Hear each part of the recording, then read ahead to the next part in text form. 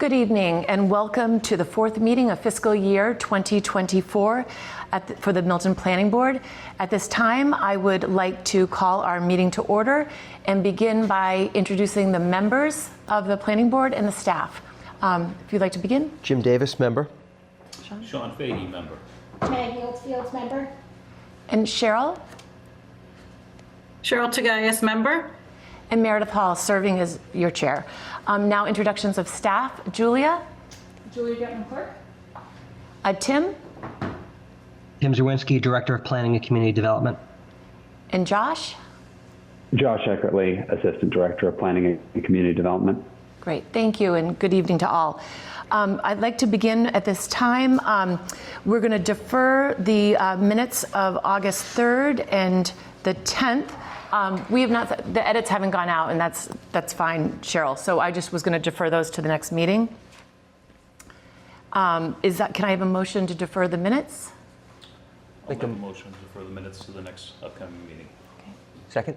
Second, great, thank you. And we can't do roll call because Cheryl's on. So, Maggie? Yes. Sean? Yes. Yes. Jim? Cheryl? Yes. Excuse me. Yes. And myself, yes. Thank you very much. Next, we can go on to our discussion of our next meeting dates. We have two dates upcoming. We have a September 14th meeting scheduled, and we also have a September 28th meeting, our regular scheduled dates on those. And do we have a date set for the forum, MBTA forum?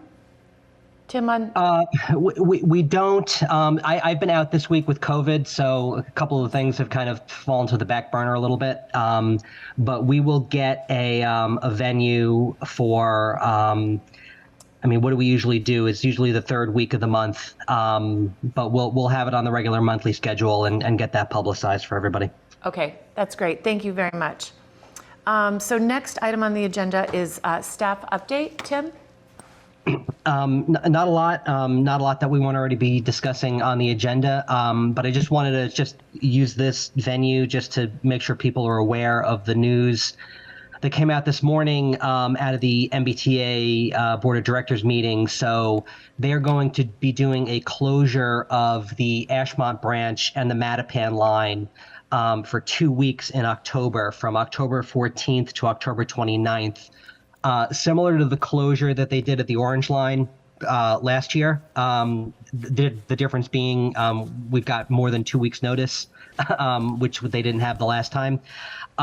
So they're announcing shuttle buses that are going to divert service off of the Mattapan line and the Ashmont line. I know that the city of Boston is going to be working with the T over the next month and a half to try to come up with some other alternatives, for people that are served by those lines. This just came out today, so as we get more information, we'll publicize it through, the usual town channels on the town website and social media. But keep an eye on that. One thing that we'll obviously want to, be hearing from the T about, and we'll reach out to them as soon as they get back to the office, is kind of what the nature of the repairs on the Mattapan line are going to be. If you've been on the Ashmont line recently, you know how slow it is.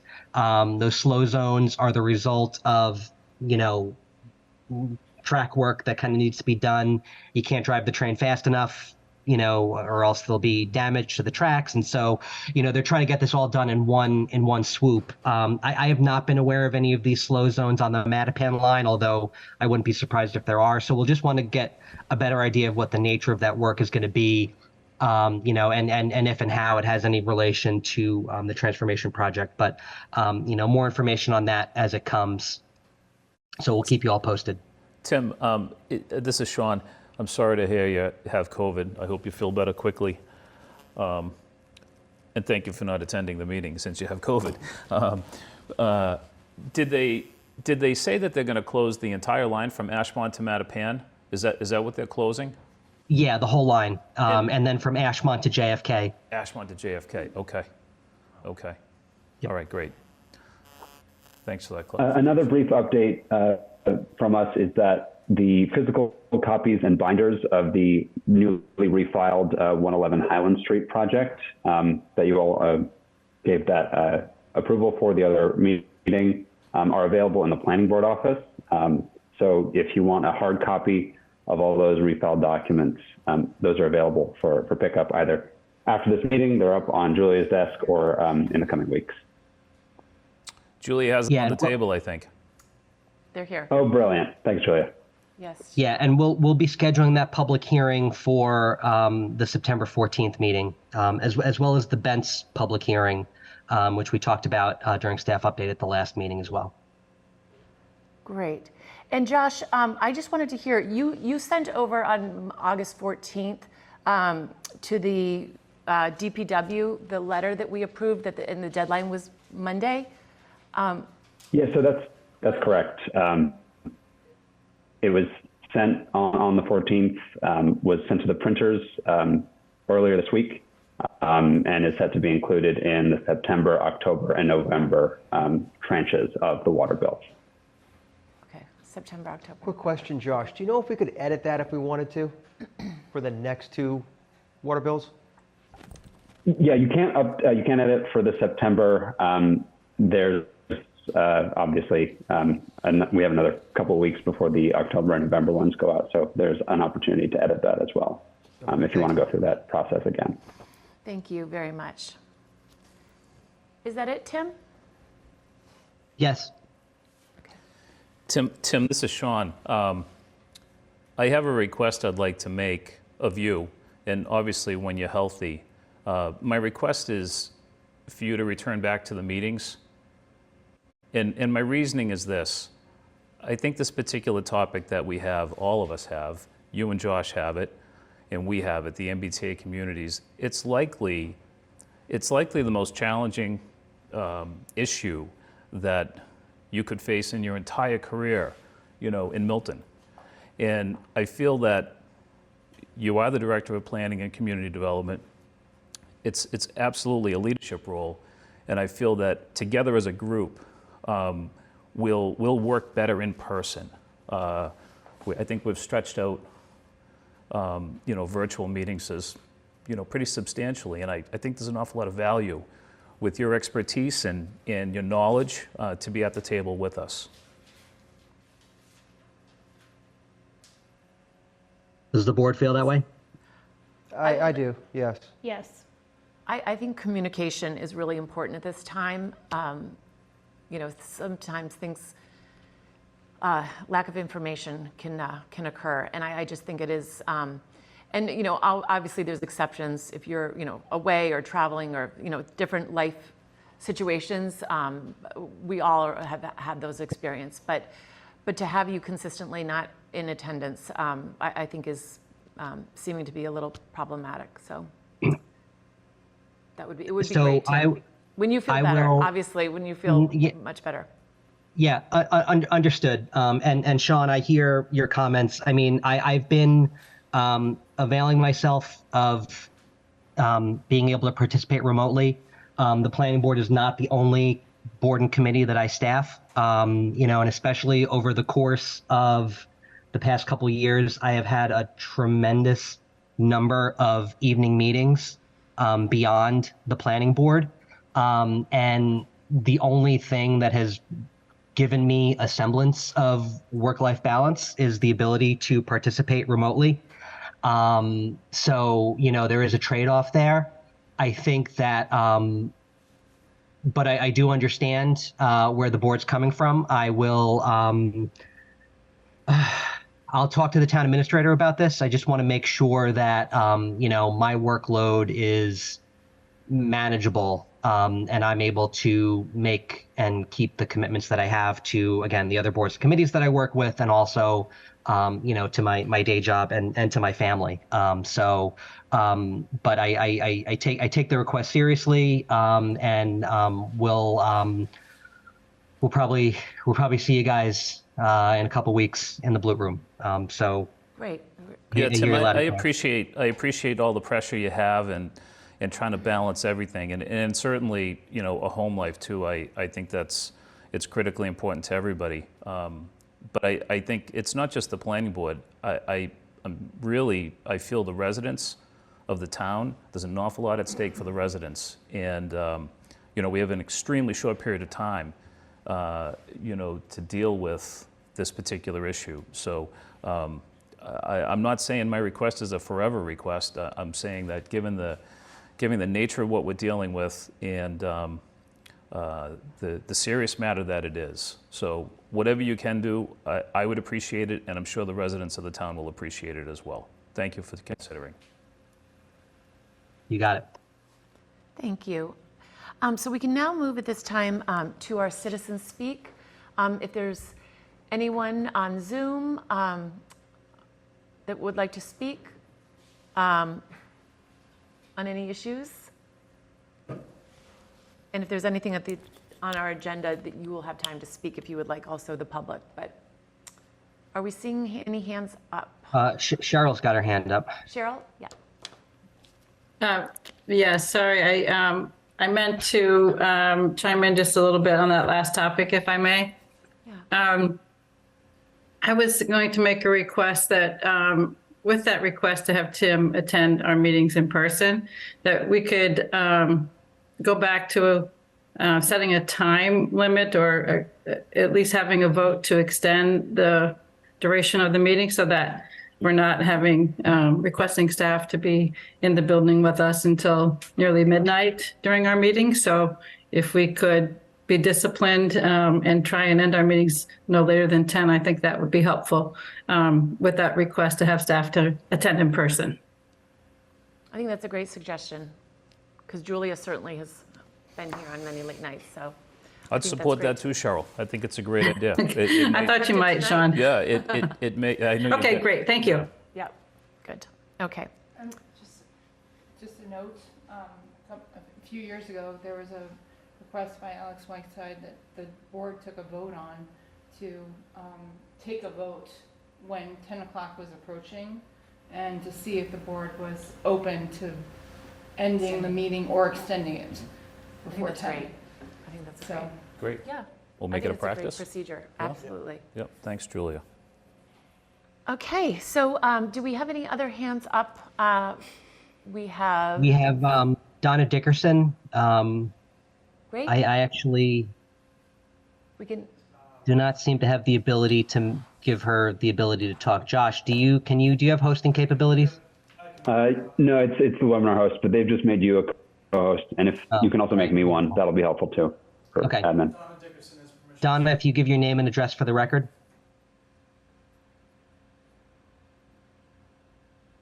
Hi, can you hear me? welcome, yes, welcome, Donna. Good evening, members of the Planning Board, the Planning Department, any select board members who are tuned in, and fellow citizens. I'm Donna Dickerson, a resident of Capon Street. I moved to this verdant trolley neighborhood in the 80s and commuted on the trolley daily to Cambridge for over 30 years. I have long been in favor of multifamily housing in Milton, and I have felt that the MBTA zoning initiative is a golden opportunity to diversify and increase Milton's housing stock for residents of varied income levels. I am alarmed by the option 1 plan voted on by the select board on Tuesday night for recommendation to the planning board. I'm especially concerned by the arbitrarily limited area of the transit area triplex within the eligible transit zone. This was a feature of option 2 as well. For me, equitable rezoning should involve the area of the entire half-mile wide zone, excluding historic properties, of course, plus areas in other parts of town. I have yet to hear a satisfying explanation about why larger lots should be excluded from the transit zone and why lot sizes as small as 5,500 square feet should be considered appropriate for development of multifamily housing in Milton. Why the microfocus on the limited 1/4 mile wide area? This is a larger issue than cramming numbers to fit a compliance model. The principle of the preservation of the character of a neighborhood applies to property owners with smaller lots as well as to those with larger lots. A 5,500 square foot lot with a 3-unit structure and 3 off-street parking spaces with inadequate green space will alter the Elliott Street neighborhood in ways that current residents will not find acceptable. When I moved here from Dorchester, I was looking for access to public transportation within a green neighborhood. I value my small yard and garden as much as anyone else in Milton values theirs. I urge town officials to nix the transit area triplex of options 1 and 2, should it be considered, and include a much broader area of lots throughout the half-mile wide transit zone. Allow the possibility of the development of well and sensitively designed multifamily housing on lots of 7,500 square feet and larger. I also ask that transportation planning for the expansion of Milton's bus infrastructure become an integral part of strategic planning in town. More buses will be needed as apartments, condos, and houses are built around town. This planning is necessary to fulfill the ideal of transit-oriented development. One more thing, please devote much more time on the planning board's meeting agendas and indeed schedule special meetings as needed to hammer out appropriate and thoughtful zoning language to meet the compliance deadline. Time is a wasting. Thank you. Thank you, Donna. Who do we have next? We have Pete Jackson next. Okay. Pete, if you give your name and address for the record. Peter Jackson, 14 Capon Street. You hear me? Yes, welcome, Pete. Okay. Yes. Good evening. I attended Tuesday night's select board meeting. I was concerned about items on the agenda for the select board to discuss and approve compliance and districts and density for the MBTA community initiative. I voiced my concern during Citizens Speak. As you know, I support the MBTA communities as a valuable tool for providing more and a broader array of housing opportunities in town. I listened to the planning department's presentation of totally new material and to the select board discussion and approval of these items. I was shocked. I wrote a letter to the select board and copied you. It didn't take long, and I was corrected and informed that the select board votes were not approving or dictating anything, only providing feedback to the planning board on the schemes they hadn't seen yet. The transit area triplex is unthinkably bad zoning. 5,500 square feet lots with three stories as of right and 3 off-street parking spaces almost dictates flat-roofed 3-family homes like those so common in many Boston neighborhoods with very little green space. This style of housing is not appropriate for Milton. If we want to preserve neighborhood character and offer the quality of life Milton is known for.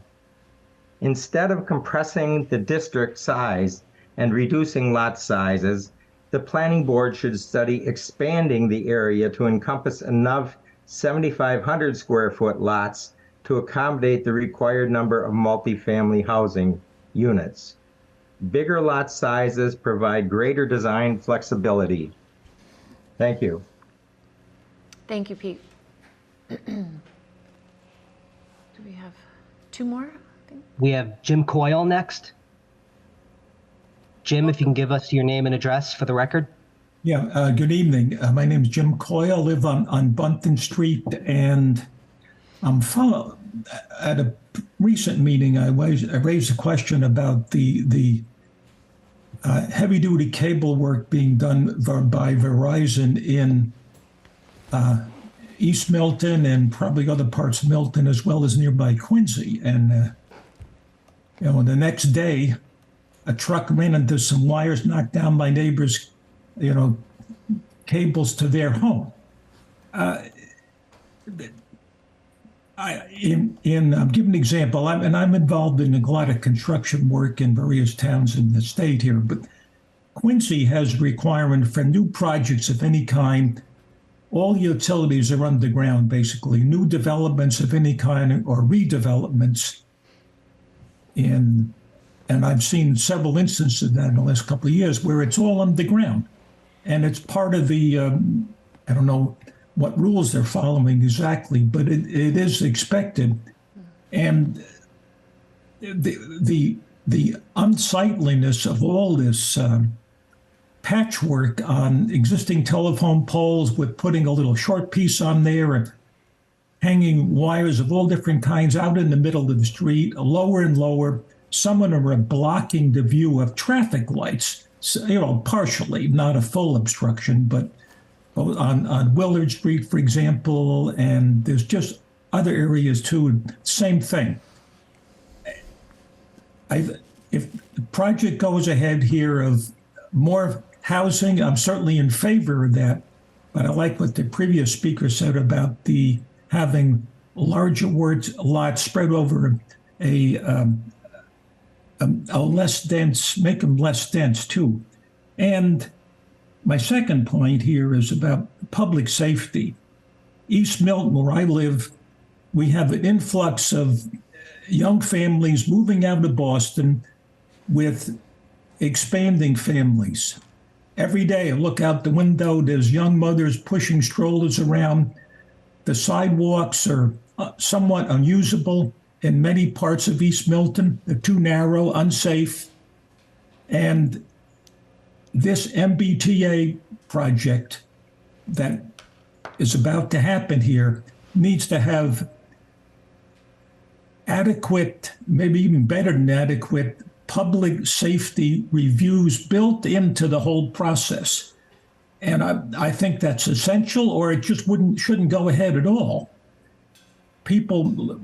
Today I was on Adams Street, people park at Dunkin' Donuts, they walk across the road, sometimes they look, sometimes they don't.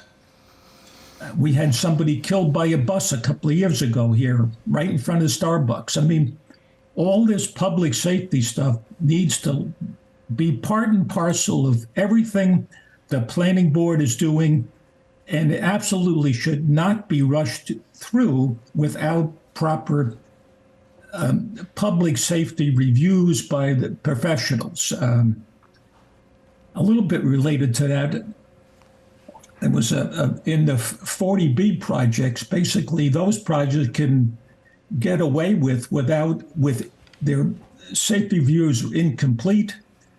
I'll give one example of that. The very last meeting of the 40B project on Franklin and Bassett, I was the last speaker in the last public session. The traffic consultant was there, and they admitted that the flow of delivery vehicles, Amazon, FedEx, UPS, the post office, furniture is constant, and all the small, narrow streets of East Milton, and probably other towns as well. It was not even required by the zoning board to demand a thorough review of the delivery traffic in East Milton. It just wasn't done. And their consultant readily admitted that. It needs to be a part of any development, what it is here now. And I mean, maybe other towns or cities have faced this already.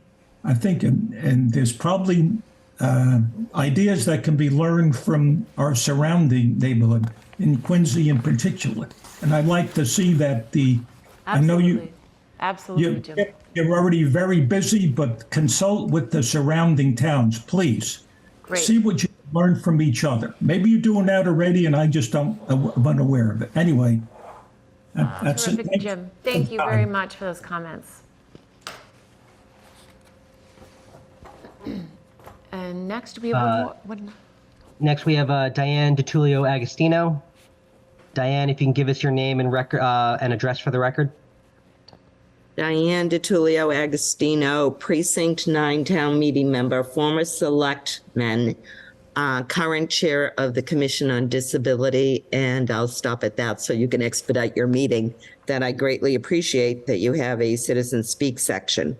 I am calling regarding the activities of the past week, and I would absolutely let you know that the residents that I hear from do want to see this planning board. We're glad that you're meeting in person. If someone's sick, that's great.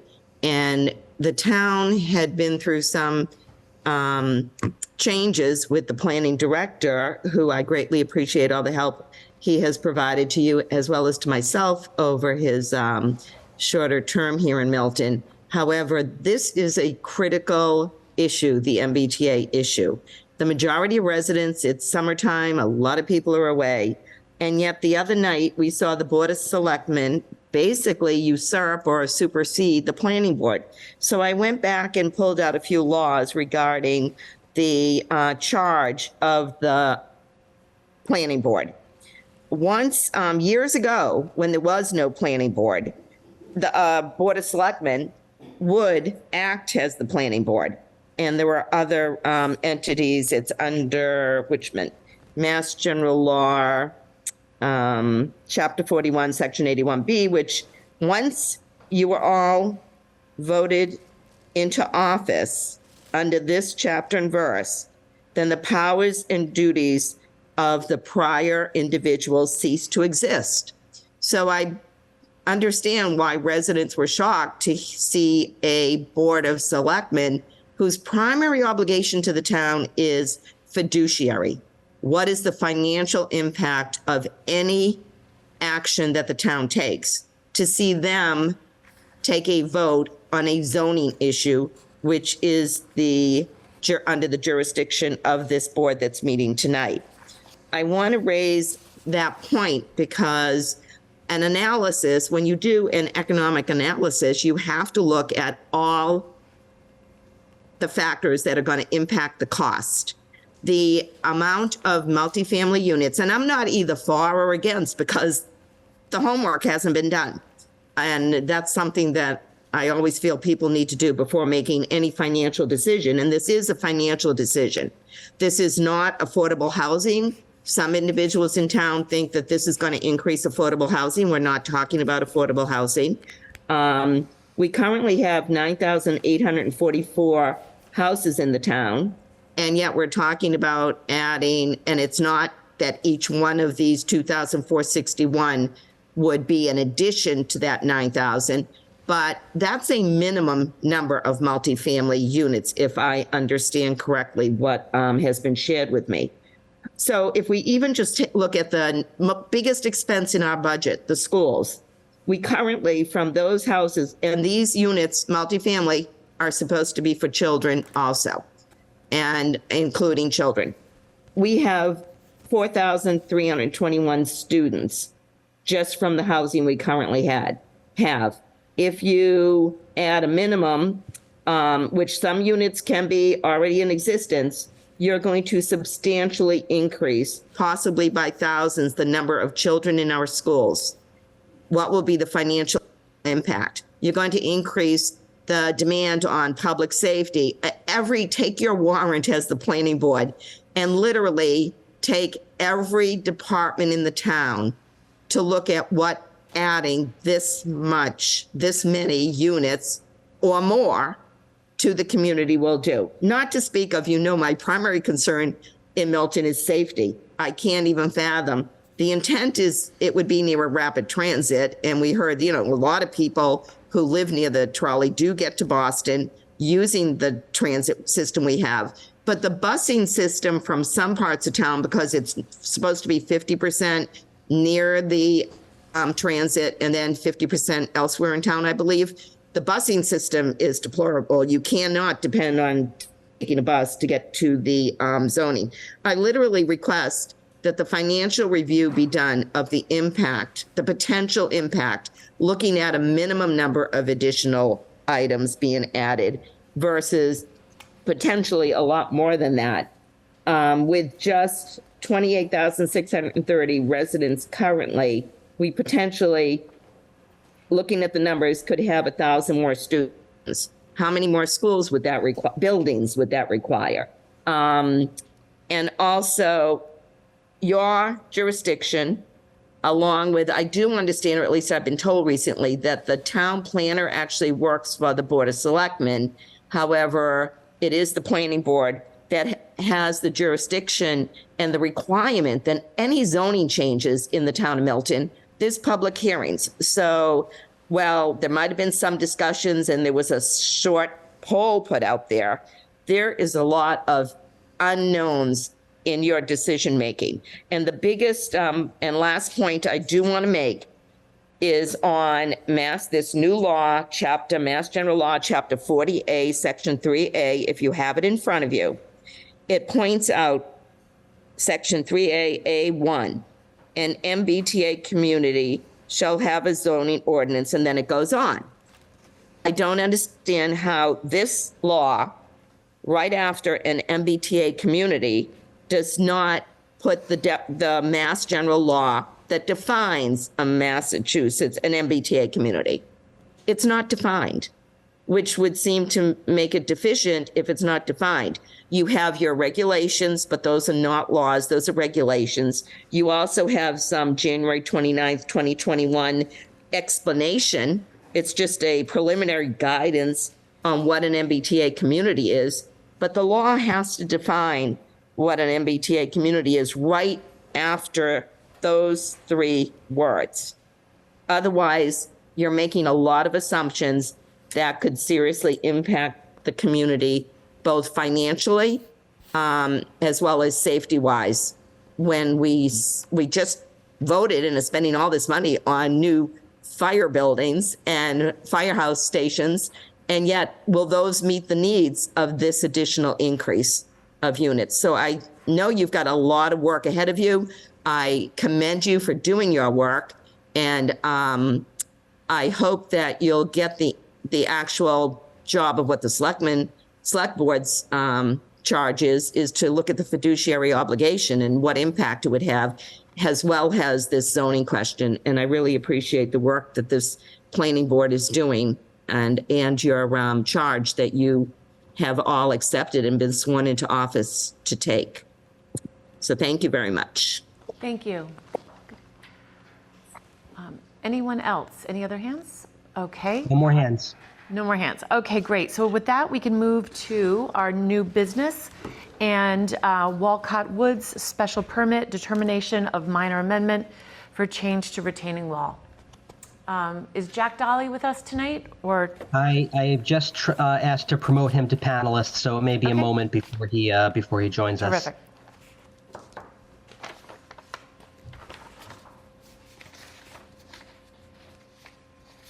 Jack, you're with us. I'll let you, if it's all right with the chair, just go ahead and describe your project. Great. Yes. Thanks. Welcome, Jack. Yes. Hey, all. FYI, I'm down on the Cape in the kitchen with people walking around, so if there's clanking around, sorry about that. You're familiar with a project that my firm and I are doing called Wolcott Woods off of Canton Ave, for which we received a special permit from the planning board some time ago. One of the conditions of the permit deals with walls, retaining walls. And there are a number of provisions in there as to what type of walls and their composition can go where. We've encountered in building the last section of roadway in the upper left corner of the site, if you were standing on site on Canton Ave looking up, we have a cut, which we always knew there was going to be a road cut up in there that goes from, maybe a foot to 8 or 9 feet down to back down to a foot. And we have a lot of groundwater. We've had a lot of groundwater on the site as it is. It comes off of the Blue Hill, both surface and subsurface, that we've been managing as we have opened up the site.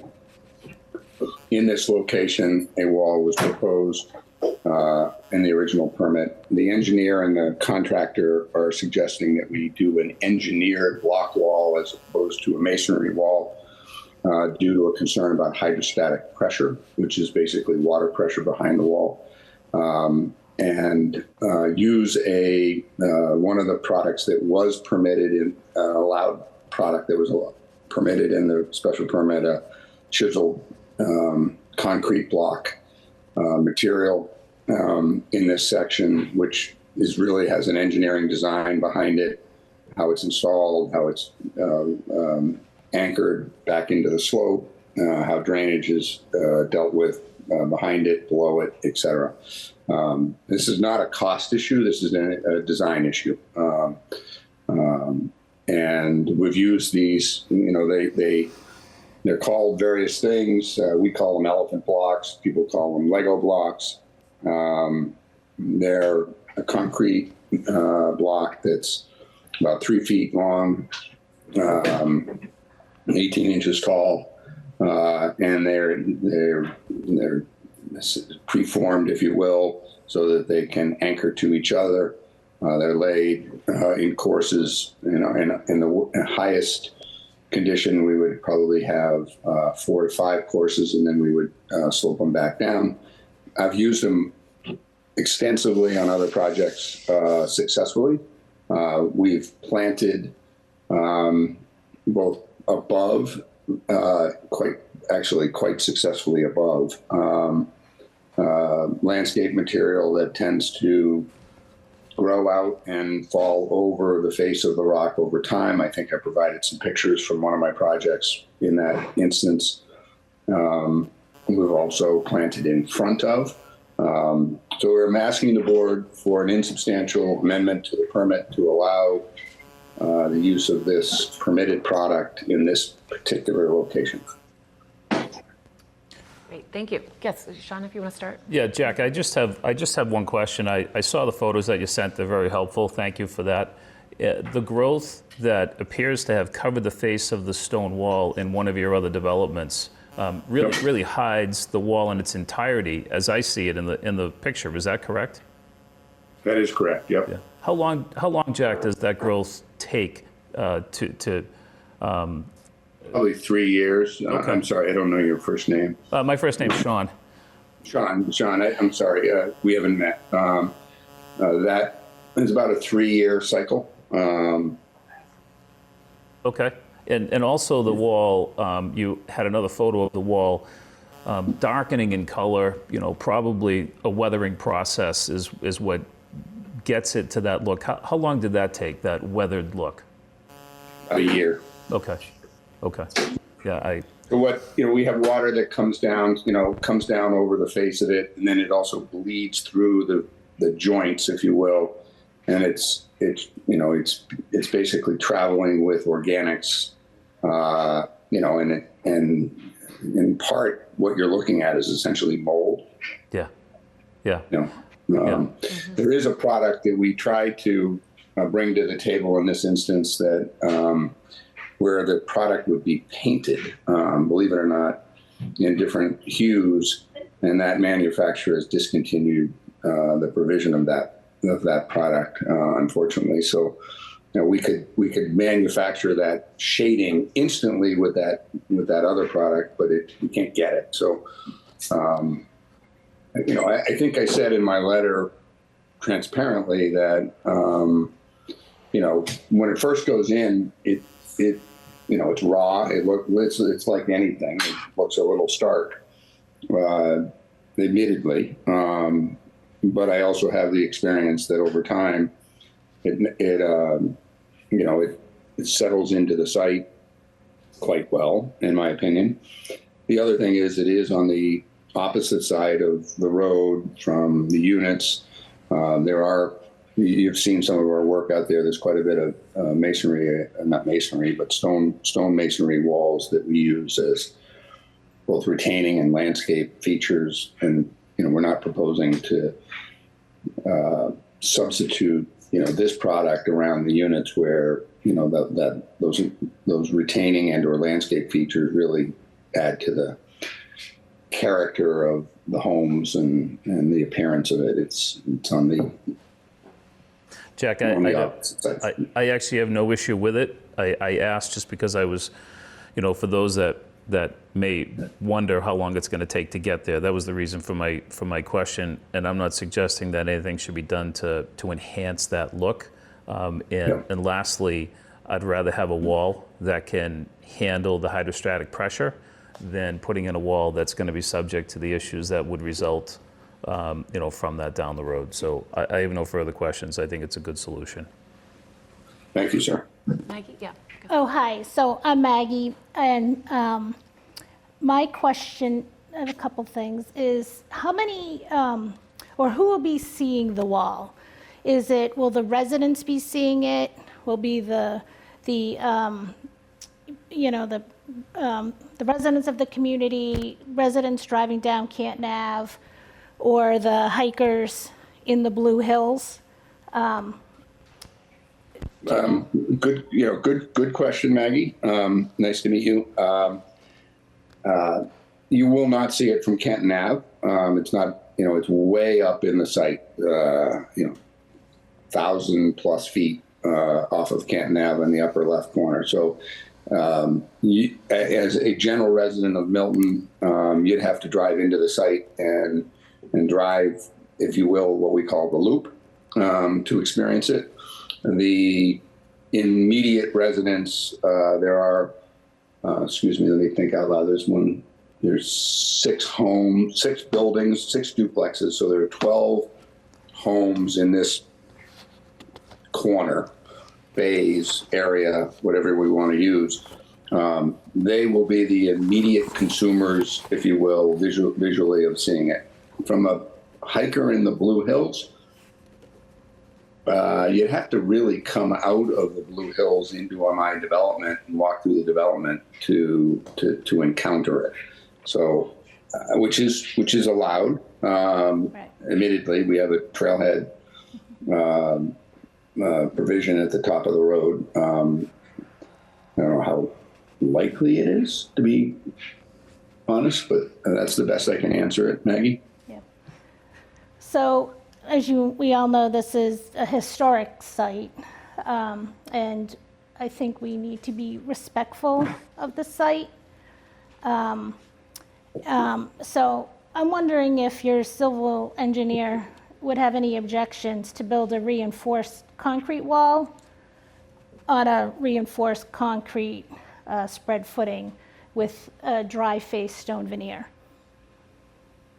We posed that question. That really the concern we have is, at its tallest piece, as much as we can put a spread fitting and anchor the vertical component with rebar, our experience is that over time that pressure is real. The freeze thaw and the water, that wall is going to over time tilt toward the road. Even with, we'll put weep holes and things like that.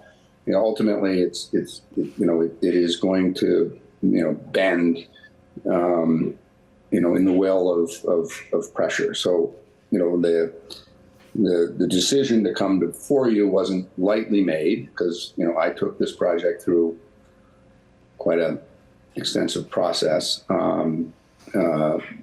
The decision was made to use an engineered solution that is proven and that, has an anchoring technology associated with design of the product, and then dress it up, if you will, with over time with weathering and with the landscape plant material that is shown in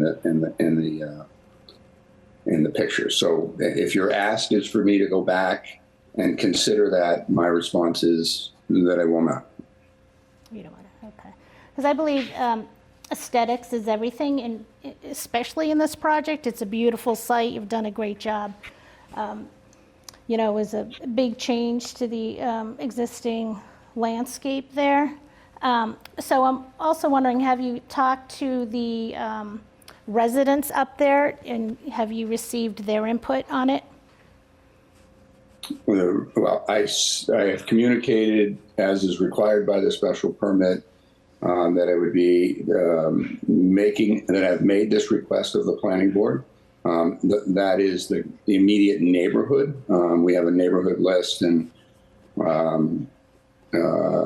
you may or may not be familiar that that they were actively involved during the rezoning and the permitting process, and that there is an obligation to provide project updates periodically.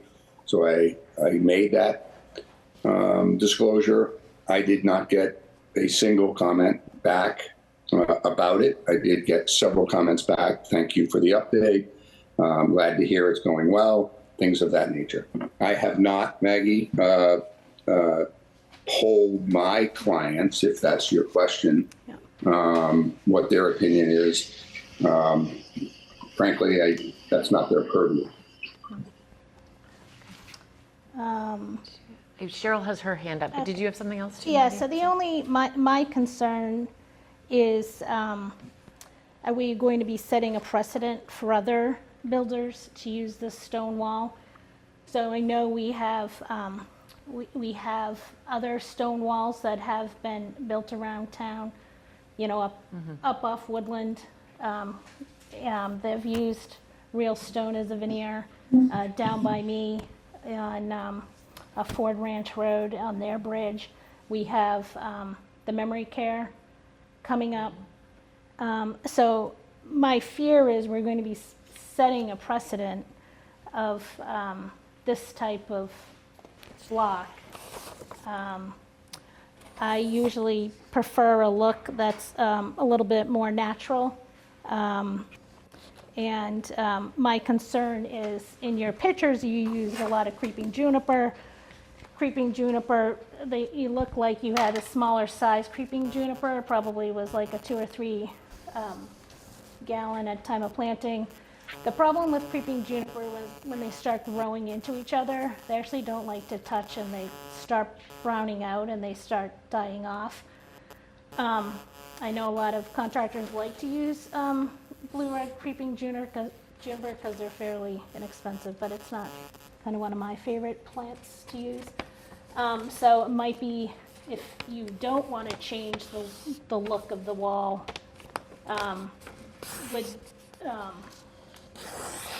would you be interested in planting on the bottom of the wall so it grows up faster than the juniper would be climbing down?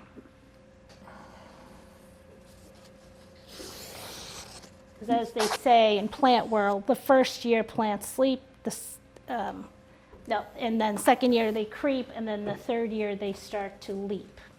So it's a minimum of a 3-year investment of time. And also, if you were going to do plant material, it would probably be a requirement of I would think a 5 or 7 gallon. But I prefer a natural look. Do you have a recommendation for what you would plant in an upward climbing? Boston ivy? No, and that's why I think you've done such a great job at the site, and I know you have a lot of water issues up there, and I think you've had a lot of washout up there. So that's just a challenging site. Yeah, it's a challenging site. You have deer, junipers or deer food. So yeah, I didn't look at the landscape plan, so I'm not sure. Okay, let's go to Cheryl next. Cheryl. Yes, hi. Tim or Josh, could you pull up the memo that was supplied to us regarding this?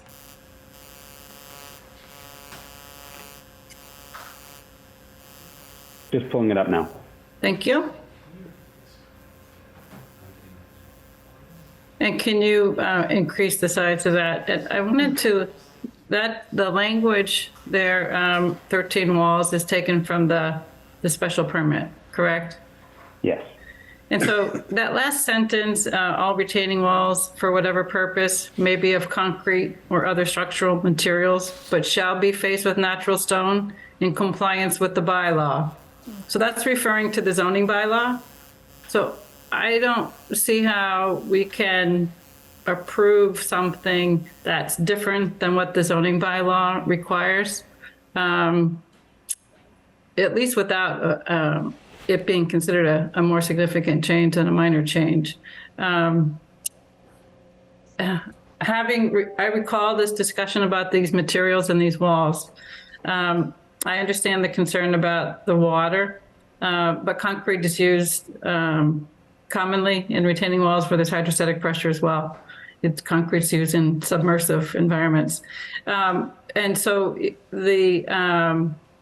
the detailing and engineering of it, however, in my experience, is not by the civil engineer, it's by a structural engineer when it gets to be a certain height. And so my question for you, Jack, is whether you've spoken to a structural engineer about this wall, and then also a geotechnical engineer who, in my experience, again, would be the one who would tell or advise you of how to direct the water or manage the water on the other side of that concrete. I have not.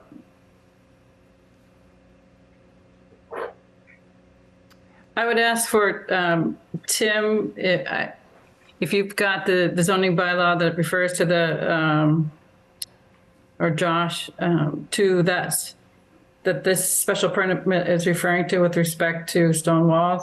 That zoning was, as Maggie and Jack, you both have mentioned, there was a lot of work done in developing that zoning bylaw with a lot of folks in the neighborhood as well as the planning board and so forth. And this discussion of what these materials would be in these walls was important. And I do understand that the use of the walls, we were interested in a balanced cut and fill, or as little cut and fill as possible. That's kind of difficult, but when you're also trying to balance saving trees. And so I do understand the need for the wall. It just would maybe request to dig a little deeper in terms of what your options are. And then I think we need to look at the bylaw itself and be clear what we can and can't approve with some kind of a change. Great. Jack, Meredith, I'm sorry. Jack, what's the length of this condition? How many lineal feet? Jack, you're muted. I'm going to guess, Sean. I don't have the papers here in front of me. I'm guessing it's, something of order of magnitude 75 to 80 feet. Okay. And is the face of exposure consistent? Same height of exposed wall over that entire distance? No, we said it right. That's our goal, Sean. The thought is that we could do 3 courses and then slope, at a 2-to-1 slope back up into the woods. Cheryl will appreciate this. There's what has been referred to as an alley of trees that were planted, God knows when, long time ago. We could drop that slope to a 3-to-1, but we'd get into the roots of these trees, and really, we'd probably kill them.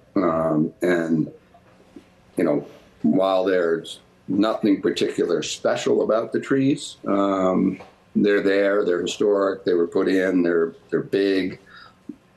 They create that vegetative buffer between us and the Blue Hills that we try hard to try to maintain. So the notion is that we use 3 courses, steeply slope, back up, in a stable way, plant that slope with junipers, as Maggie said, or some ground control. Cheryl, I'm not going to bend myself into a pretzel over this. This is the right solution. I wouldn't, our work well enough to know that I wouldn't be, investing the time to be here if I didn't firmly believe that it was the right solution. And if it's not going to be supported, we'll do something else. So I have the zoning language. Let me just, I'll share my screen real quick. I'm cheating. I'm using the recodified version, but we all know that the language is exactly the same. There shall be adequate, safe, and convenient arrangement of walkways, paths, driveways, and parking areas, and suitable lighting. Varied construction materials such as brick or stone shall be used when feasible and appropriate to site design. All retaining walls shall be stone faced. I think that's the reference in the special permit to the bylaw. And Tim, is there any language there? We sometimes have language which allows the planning board to waive a particular requirement. Does that language exist in this section? Give me a minute. So if you, while you look that up, Tim, if, Jack, if you think this is the right solution, would you be amenable to doing a veneer on it to make it fit in better with the historic nature of the landscape?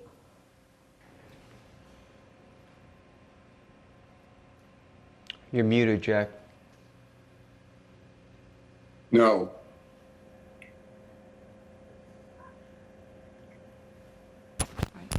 So so I understand the issue. I mean, this is obviously, you want a stabilized situation here, but I think it's worth just an ask to a structural engineer to take a look at that and just see if we can do something and keep what is in the bylaw if possible. And just get an answer before we make a final decision.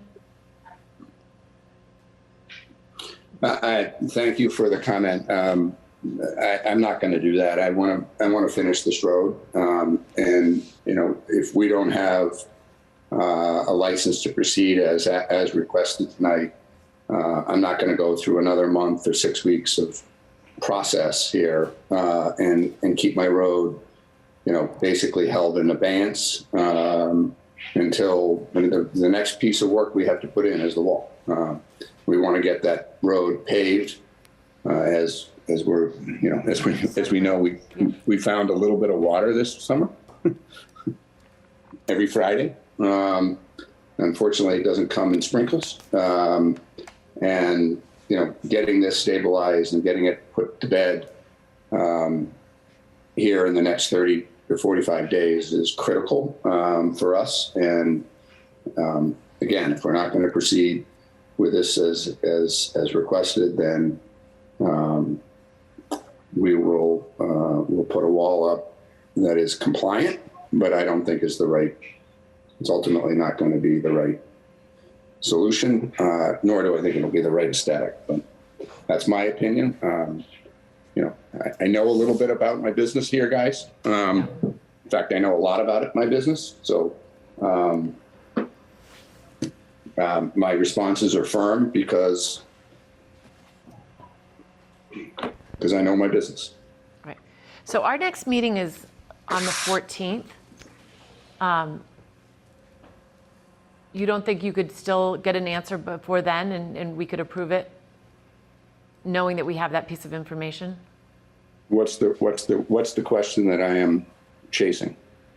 Meeting with a civil engineer to see about doing structurally a concrete wall that could be faced with stone. We do have quite a few in town in Milton. I'll ask the question tomorrow, and I'll either elect to withdraw the request or come back on the 14th. Okay, that sounds good. I just don't want Most to hold likely you up at all. Yeah. Yeah, just to be clear, most likely I'll be withdrawing the request. Okay. All right. I'm not interested in playing around here, guys. I'm sorry. Yeah. No. Again, I am very confident in what I do. I'm very confident in the product that we put out in the marketplace and what we deliver and our work product more than speaks for itself. So great. All right. So that's great. So you'll make that call tomorrow, and then, but we will be available. We would be happy to have you on the 14th and, approve it one way or the other for you. well, approve it or deny it on the 14th. Or deny it, yeah. Yeah, those are the two choices. Okay. Nice to see you all. Thank you for the time. Thank you. It's a beautiful project. Cheryl, you had your hand up. Sorry. Did you? Yeah, I did. I don't want to lose sight of the zoning question that I asked because I think it's really germane to the request and the decision that we can make here. So I think it would be beneficial if we could get a staff memo, at least outlining what the proper course would be if in fact there is no provision to waive a design standard when it's in the zoning. The special permits are written and so that the projects as applied for are compliant with the zoning. And typically, if there's a problem with the zoning, there are attempts to make changes to the zoning, but we can't just waive requirements in the zoning. So I just would like to be really clear about what position we can be in here. Right. Yeah, I mean, I was giving it a quick look. I didn't see any provision in the zoning for the planning board to waive any element of the zoning. I'll give it a closer look. I don't know if it warrants a memo necessarily, is just as much as just a message to the board, outlining, that review, but we'll give it a closer look tomorrow and get some clarity on that. Great. Yeah, Tim, that would be helpful. And moving forward, it would be helpful to us if we had that information. I know at one point you created a spreadsheet, with the fruit center, and you let us know in that spreadsheet what was in the bylaw, what was in the special permit. So that might be helpful to produce something like that. Great. Okay, so if there's not anything else on that, we can move to our old business, which is the discussion of the MBTA communities update. We do have two people who are going to be consultants who are going to be joining in this evening, but I just wanted to, before we begin, just have a brief discussion on what happened on Tuesday evening at the select board meeting. And I'm going to hold off my comments, but I would like to hear from the other board members, and then of course our town planner. Well, if I could, I definitely have some questions, and I think I have some comments as well. And I guess my first question is for Tim.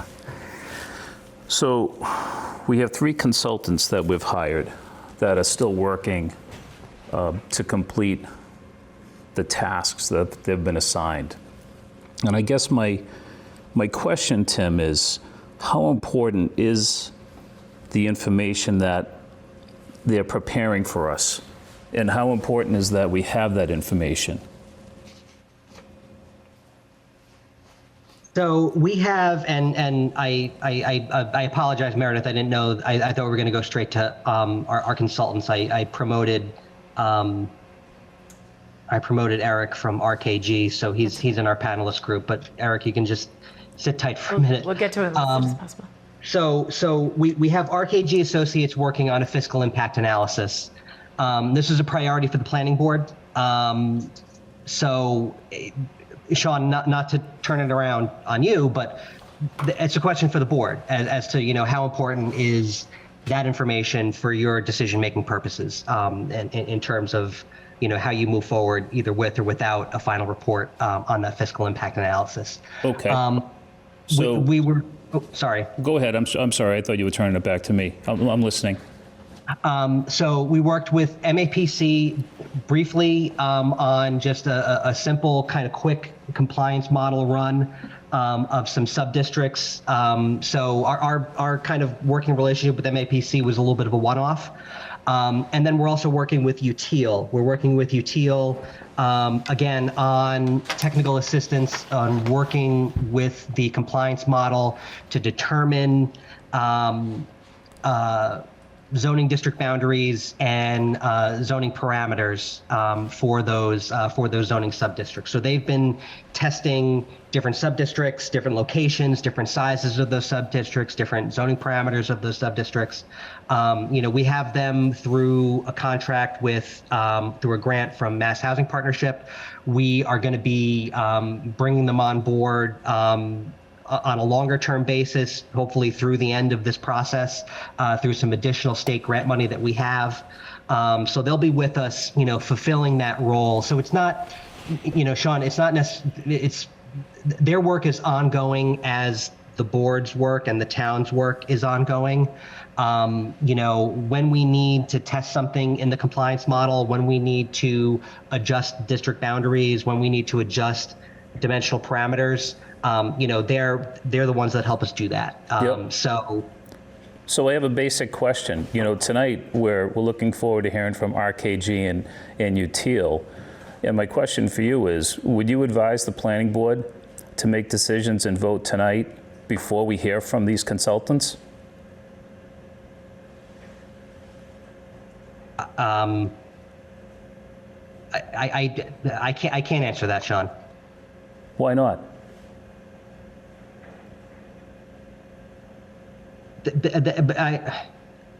Sean, this seems like a little bit of a gotcha question, so I'm actually not going to answer that. Tim, it's not a gotcha question.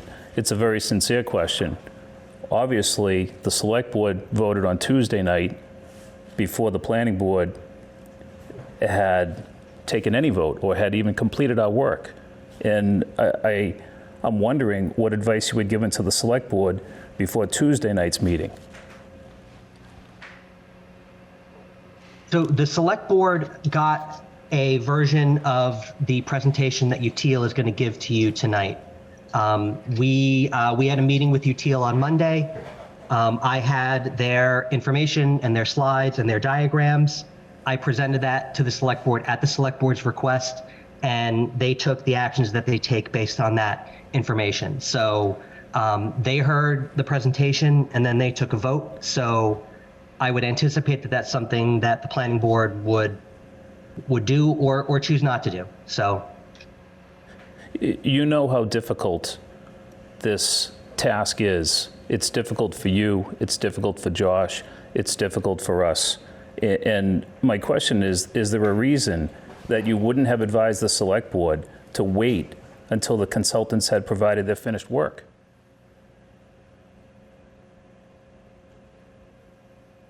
I can't speak for the select board. That's not my question. Is there a reason that you wouldn't have advised them to wait? Sean, they're getting the same information. The fiscal impact analysis is a project that the planning board is engaged in, and so that's something that I'm sure they're interested in, but that's not something that originated with them. They are here. They heard more or less the same information about the proposed sub-districts that UTIL has been working on Tuesday. There may be slight updates based on work that they've done in the last 2 days, but the information is the same. The presentation is largely the same. Yeah, I guess we're probably not going to get to a conclusion in this exchange between you and I. They voted without any information from RKG. There's been no fiscal analysis provided yet by RKG, yet a vote took place without understanding what those fiscal implications are for the town. Well, Sean, I think that the position that the select board has taken is that we have to pass zoning. And so while it's important to understand what the fiscal impacts are going to be, that's not a driver of the decision to comply or not. We have to comply. That's the position that they've taken. Well, as a speaker said earlier, and I share a similar opinion, the select board is responsible for the fiscal business of the town. And back on the 25th of January, I had sent to the select board and to the town administrator an analysis that was done of a potential financial impact to the town. I sent it to you, Tim, the following day. I had a resident that was willing to do some work to prepare a draft of a potential fiscal analysis, because I do feel we have a responsibility to the residents of the town to understand if we ever were to have 2,461 units in the town, what potentially could be the impact of that. So a resident of the town who's very well respected had done some legwork using readily available data, using our warrant from '23, and had prepared this. And you probably have seen it, Tim. It was in your email. And again, this was back on the 25th of January. It did reflect an annual deficit of almost $11 million. My email that I wrote to the select board that night, and this is for the benefit of the residents. I'd like them to understand this. And here's what I wrote to the select board and our town administrator. As I mentioned last night in the select board meeting, because I had spoken in the select board meeting before I had sent this, I am speaking as a resident of Milton and a taxpayer. I have a very strong concern for the potential cost implications of adopting the MBTA Communities Act and the resulting impact to our costs and annual budget. The attached worksheet has been prepared using readily available data. While there are interpretations that have been used to derive calculations, those interpretations have a basis of logic.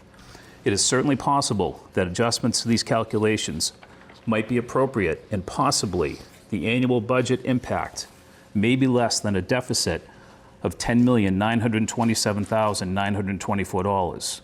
However, what is most important is to recognize the reality that if we are to seriously consider increasing the number of residents by any percentage of the magnitude that this MBTA Communities Act establishes, our leaders of Milton have a responsibility to model the cost that may be incurred by the town of Milton so that a decision is made with cost and tax implications to our residents considered. Please find attached the worksheet I presented from last night.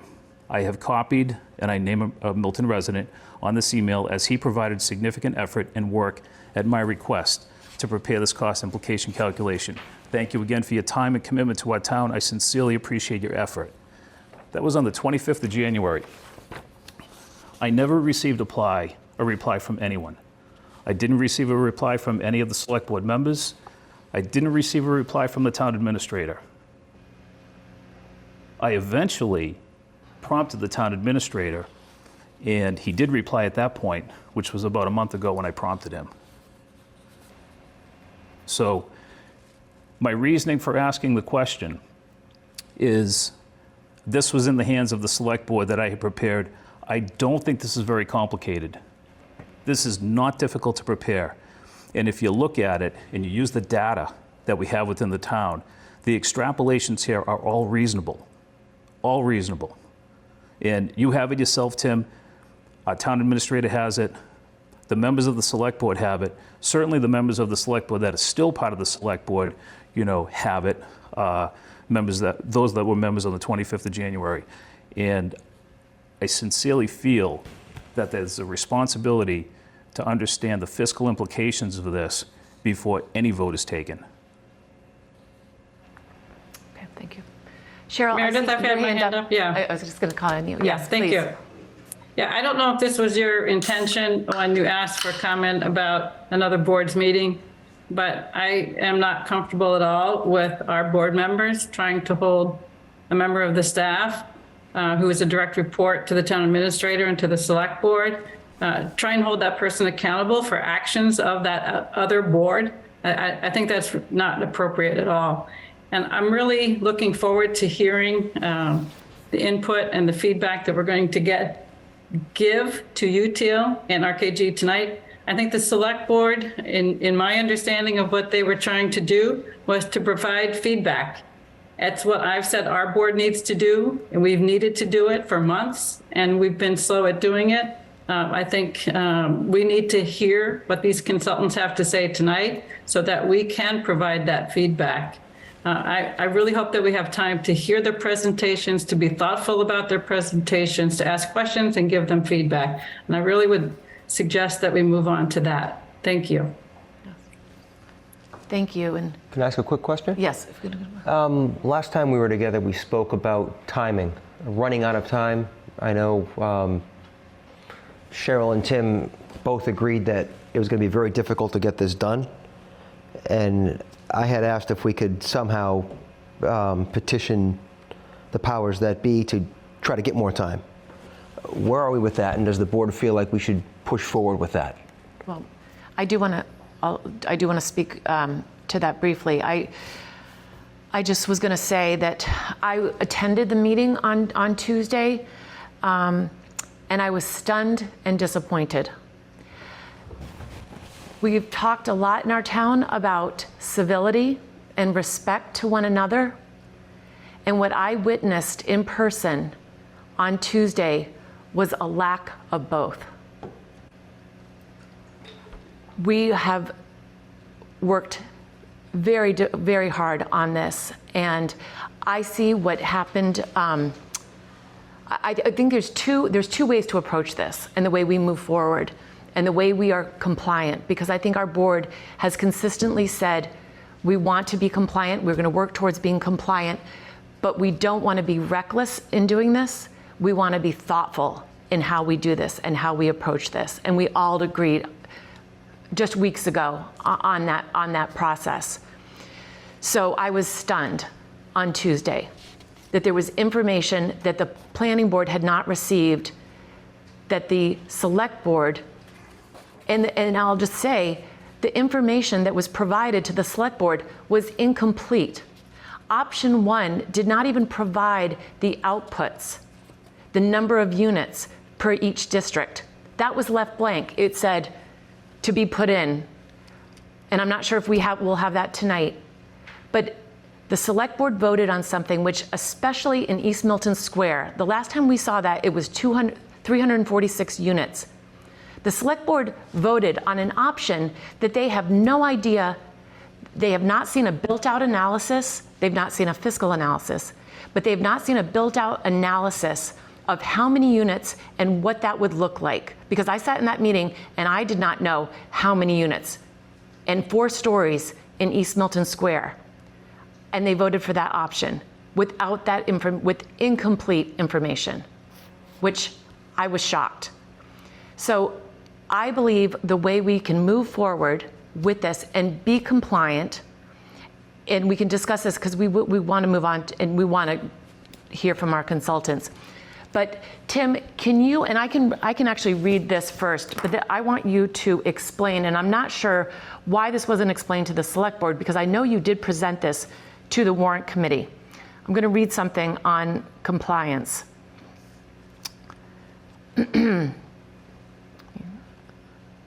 Enlarge this. EOHLC interprets Section 3A as allowing every MBTA community a reasonable opportunity to enact zoning amendments as needed to come into compliance. Accordingly, EOHLC will recognize both interim compliance, which means an MBTA community is taking active steps to enact a multifamily zoning district that complies with Section 3A, and district compliance, which is achieved when EOHLC determines that an MBTA community has a multifamily zoning district that complies with Section 3A. The requirements for interim and district compliance are described in more detail below. So Tim, can you, just for the public, discuss interim compliance and what that would mean, what our process would be, what our timeline and our steps for interim compliance would be, and the advantages of our moving forward with that process? So the interim compliance is really about, the law was passed in January of 21. And, the law doesn't have deadlines in it, right? The law just says, these are what the requirements are. You shall have this. The housing agency shall promulgate guidelines. So technically, the law is effective when the law passes. So, in a legal sense, no one was compliant with MBTA communities as of the date of the passage of the law. So what DHCD at the time did in their compliance guidelines, which the law requires them to produce, was set up a series of interim compliance sort of checkpoints.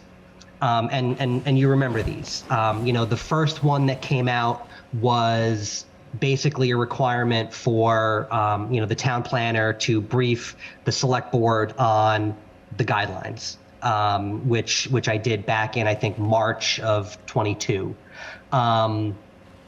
The other, interim compliance measure at that time was sort of like a simple information sheet about housing in the town of Milton. So we achieved that interim compliance, checkpoint in 2022 via that. So that basically meant that even though we hadn't passed zoning, which law requires, we were compliant because we met the interim compliance, checkpoint that the guidelines put in. The next interim compliance checkpoint was the action plan that we submitted in January. And again, what this means is you're compliant in 22 if you do the briefing of the select board and the information sheet so that you're eligible for all the grant programs and there's no penalties. You're compliant in 23 if you achieve interim compliance via submitting an action plan by January 31st, 23. There are no more interim compliance checkpoints that are explicitly stated in the guidelines. The next checkpoint is the deadline for creating zoning. So, on a formal basis, there is no more interim compliance to be had. It's really just you hit the deadline or you don't hit the deadline for passing zoning. So would there be a way to ask for an extension of interim compliance? We could ask. It just becomes up to HLC to say yes or no. You can ask them whatever you want. I haven't heard of other communities contemplating that. I think everyone is, trying to hit their deadline of the end of the year. Mm-hmm. So maybe we can be the first. I'm sorry. Go ahead. I'm sorry, Jim. Go ahead. I was going to say, so maybe we can be the first, similar to our reclassification letter. I don't think anybody's asked for that either, but the select board sent a watered down letter. So maybe this board can send a strong letter asking for a little more time. It seems like it's worth asking. As if they know that there is real work being done with our consultants. But is there anyone else before we move on? But I wanted to address I believe it's the planning board who was elected to perform and to really do a thoughtful plan for zoning for the town, and we'd like to focus on that. So let's move and introduce our consultants. Tim, if you'd like to make those introductions and tee this up. Sure. So first, and hopefully he's still with us, we've got Eric Halverson from RKG Associates. RKG, as you know, was selected as our chosen consultant to perform the fiscal impact analysis of the zoning. So Eric, if you can just kind of talk through a little bit about yourself, your firm, your methodology, kind of what you've been up to so far, what information you still need, and maybe if you can give us a sort of a timeline for for a final product. Sure, no problem. Thanks, Tim. Hello, members of the planning board. My name is Eric Halverson. I am a principal with RKG Associates, and I manage our Boston office. We have an office right in downtown Boston, so nice and close to Milton. RKG, if you're not familiar with our firm, we've been around for 42 years, always based here in New England. We also have offices in Alexandria, Virginia, and in Dallas, Texas. We're a small firm, but we do work nationally. And I think the firm was sort of founded, and I think hopefully most well known for our work around economic development, market analytics, and then working with both public and private sector clients on fiscal and economic impacts and sort of measuring those impacts. In the last, I would say 10 to 15 years, we've gotten much more involved in the housing realm. We do work for HUD, we do work for states, and then we do work for cities and towns around affordable housing, comprehensive housing strategies, and things like that.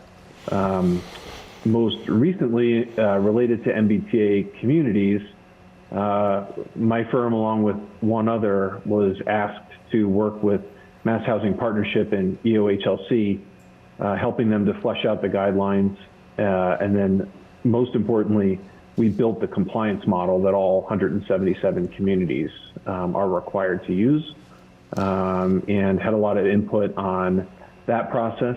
We created all the training materials for consultants and communities, and did a lot of early technical assistance, sort of testing both the GIS components of MBTA communities modeling and the compliance model.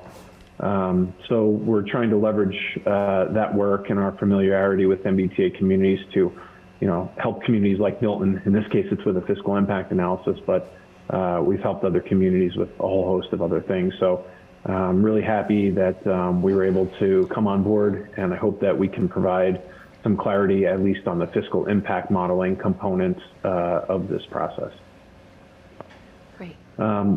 And just, I'll try to hit everything quickly that Tim asked about. So I've been working with Tim and other members of town staff on a data request to gather as much detailed and localized data coming directly from departments in Milton, including the schools, finance, police, fire, DPW, so that we could try to make the fiscal impact model as locally relevant and derived from locally available data as much as possible. That's our preference. Sometimes it's not always possible, particularly in very small communities, but in a community like Milton, it's been really easy to get that data. It's taken a little bit of time, of course, because everyone's busy, but we've gotten a lot of really great information.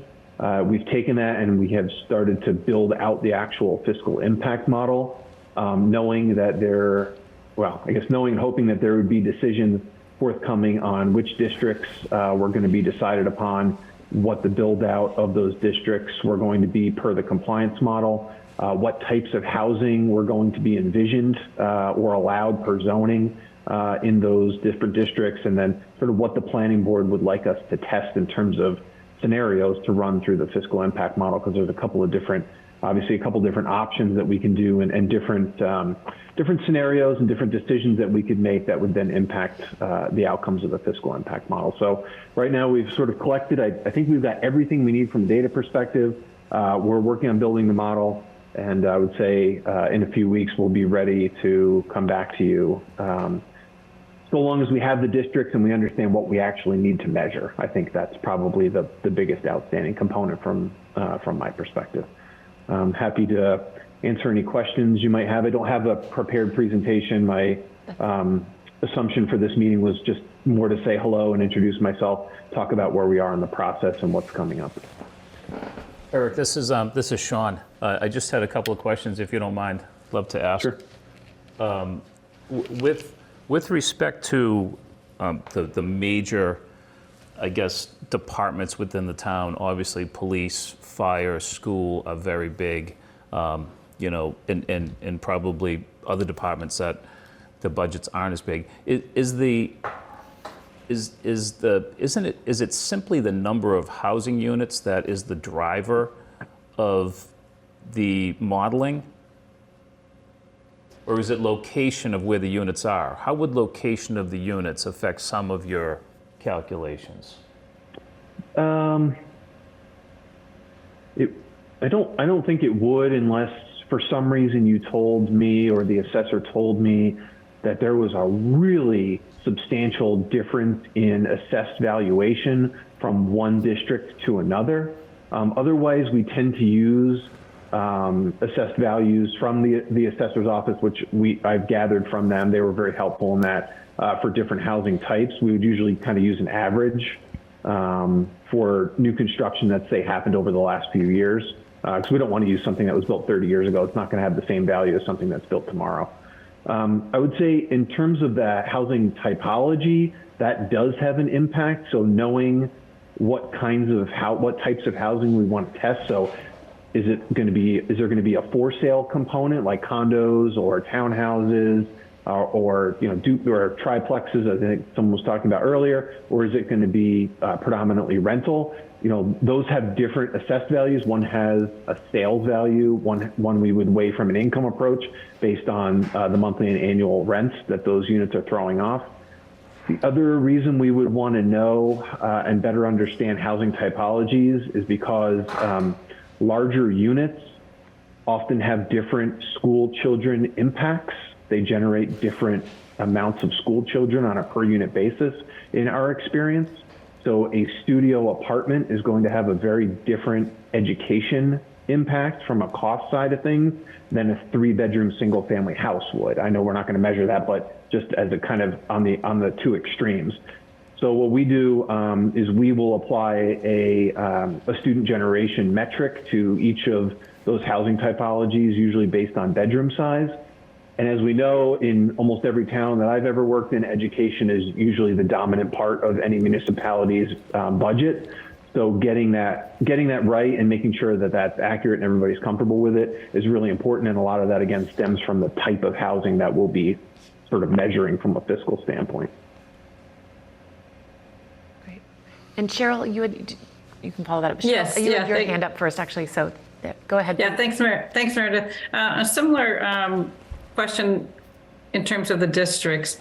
We've been talking about the zone capacity and then saying, well, depending upon the district, it might not net the full number of zone capacity because there's existing housing in some districts. And some districts that we're considering there's not.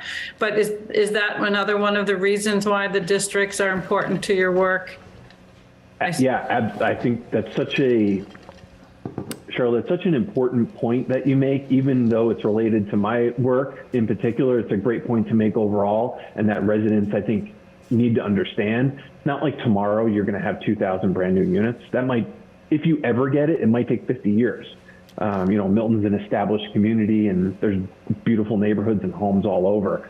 So I think understanding what we call the propensity for change or susceptibility for change in a particular district will help us and hopefully help you estimate. Maybe in some districts it's if the unit capacity is 500, let's say, maybe only 50% of that unit capacity could ever even be realized, or we might want to just make that assumption and test that scenario in the model. The nice thing about the way we'll set up the model is it'll be iterative, so we can, I don't want to say we'll test a million different scenarios, but we can run some sensitivity analyses for you and say, well, if all 2,000 some odd units did build out, I think as one of the board members mentioned earlier from the January memo, it'll be this, but what if only 75% built out, or 50% or 25%? So I think those are things that we could play with and, hopefully inform, provide more information for you all as you're making your decisions. So along another line, or another question along similar lines, we have a couple of districts that we're considering that may or may not see some change in use over time, but they would be all new units, and likely because of the size of the parcels and the inputs that we're putting in thus far in terms of what the unit capacity could be there, larger development. So let's say, a 4 or 5 story multifamily that's going to yield maybe hundreds of units. That as compared to a district where the parcel sizes right now that are being talked about, I guess we'll talk about later, but as small as 5,500 square feet. And which would be allowed 3 units. And so if you were to look at that and say, if you got a development on one of the large parcels, you'd be hit with hundreds of units at one time, or most likely pretty close together. But if you're looking at a district where it's small lots, it's more likely to be incremental. Does your financial modeling or forecasting sort of factor that kind of district impact?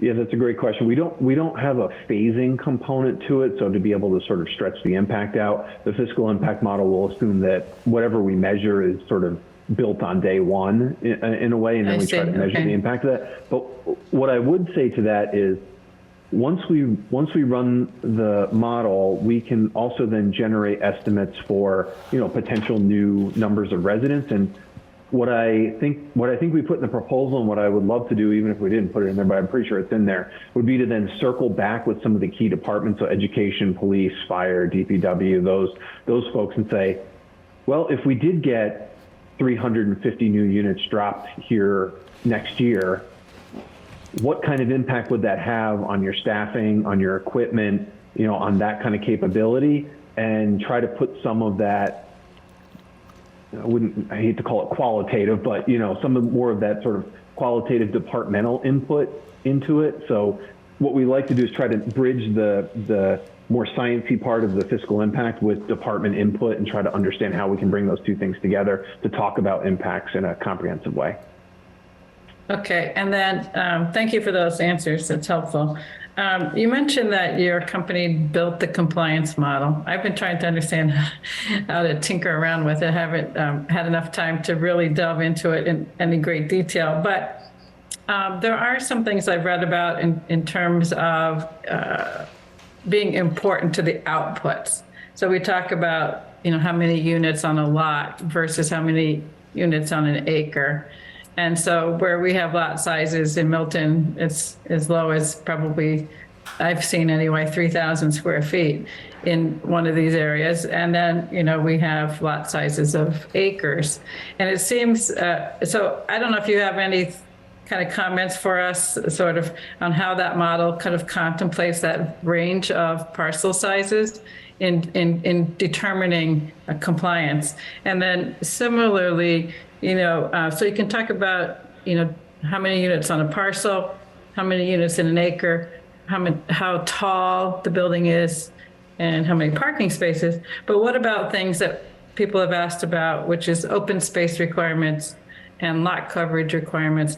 And if we put those in, do those get factored into that compliance model such that it might affect the unit count? Sure, and I don't want to steal any of you Teal's thunder here, but I'm happy to answer the question while I'm on. But Right. So on the things that you can factor in from a zoning perspective into the model has a default open space percentage of 20%. The reason that it does is it was very difficult for us and the working group that we had when we were building the model. We kind of had an outside working group of different experts sort of giving us feedback. One thing we had almost an impossible time figuring out is how to account for setbacks in the model, because you have different parcel sizes, but even more so you have different parcel configurations and dimensions. So to apply a blanket setback in an Excel model to 1,000 different parcels, it was just hard to figure out, like, how do you actually do that subtraction? So to factor in setbacks, we said the model has to have a sort of a blanket 20%, and the intention of that 20% open space set aside is to account for the setbacks. It may be a little bit aggressive in a more urban community, but it might be a little bit more lenient in a very rural community where you have larger setbacks. You can add additional zoning, I would say, restrictions to the model, such as building coverage, parking coverage, maximum lot coverage, which takes both of those into account.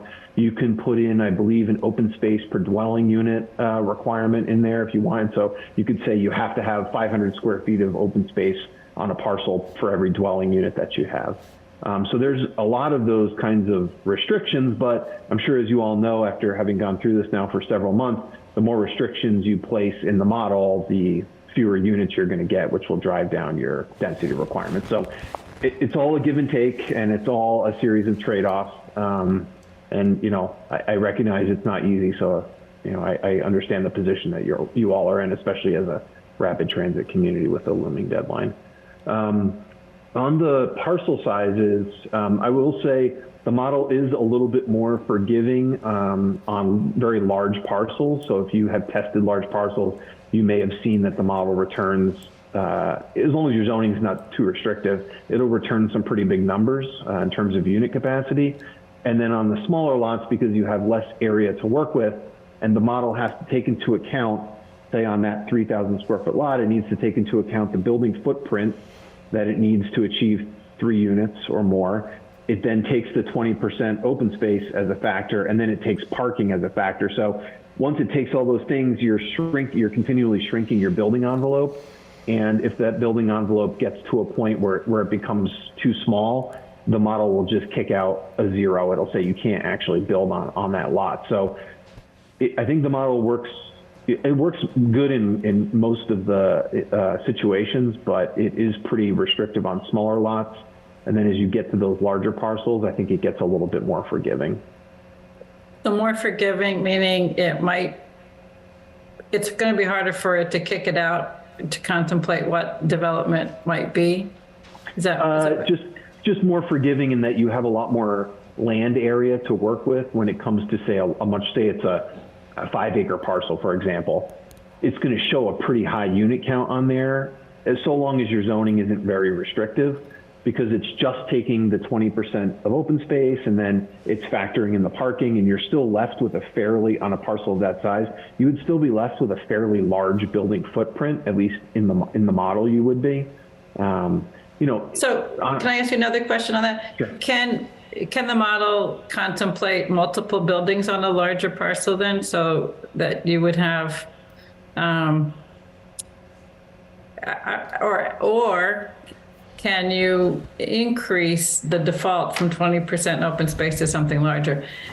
Yes, you absolutely can change the default to be above 20%. So you can do that. Of course, if you change it to 60%, it's gonna, I think the cell turns red as a flag for EOHLC. Same with setbacks. If you put a 100-foot front yard setback, the cell will turn red, just as a flag for them to say, is the community trying to, do something that might be a little bit strange. So you can absolutely play with that. The model it asks the question if your zoning allows more than one building on a lot. It asks that question, but I don't think there's any way to actually measure that using the model. It'll just give you the unit count, and then it would obviously be up to whoever's going to, if someone ever chooses to build there, it'd be up to them sort of how they do that. Do they do it in one big building, or do they do it phased in multiple buildings, depending on the size of the lot and how many units they could get. Okay, great. Thank you. Eric, I'm sorry. I just was going to say, I just wanted to just say thank you, and it's so nice to know that we have somebody with such great experience working on this. Could you just address sort of with the other communities maybe that you're working with, what would you see are a realistic timeline on when we could, from the time that we have our completed districts, which obviously you need that information before you really jump in, what kind of, likely period of time are we looking at to be able to create this? Are you speaking just on the fiscal impact component? On the fiscal impact, yes, correct. Oh, sure. Well, since we don't need the results of the modeling in the districts to build the model itself. So that's why we're kind of trying to front load that work. This way, when we do get the results from that and talk to you all and Tim about what kinds of scenarios you want to run, I think it should go pretty quickly, maybe just a handful of weeks, so that we have some time to run it and make sure everything is, coming out how we want it to, and then have some time to put together a presentation, come back, visit with you, share the findings. So I don't think it'll take that long once we get the results. Okay. Eric, Sean again, with a few more questions, if you don't mind. You mentioned the 20% open space is a default that the model has. Are there other defaults that the model has also that you could share with us? I'm trying to think. So the one that comes to mind is, there's a couple. So on the way the model calculates unit capacity is kind of a default calculation, in that it uses an average of 1,000 square feet per unit to calculate, to translate square feet of development into actual units.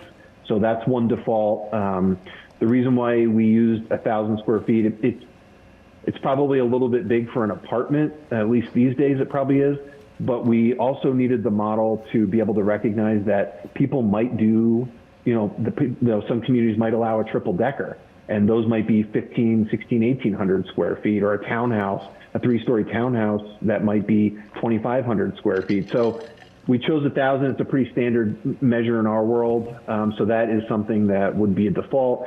Parking is kind of a default. You can put in a parking ratio. Well, you have to put in a parking ratio for your districts and the zoning. But in the back end, there are ranges of parking. I think it goes from like 0 to 0.5 per unit, 0.5 to 1, 1 to 1.5, 1.5 to 2, and then above 2. And there are percentages of the lot that are associated with each of those ranges. So I'm just making this up because I can't remember the exact number, but if your parking ratio was 1 space per unit, the model might take a default of 10% of every lot that you apply that to, and we just say that 10% is going to go to parking, 20% is going to go to the open space and setbacks. Then what you're left with is the building footprint, and that's what that's what then the model calculates unit capacity over. I think those are probably the two other big defaults, but I might be forgetting one.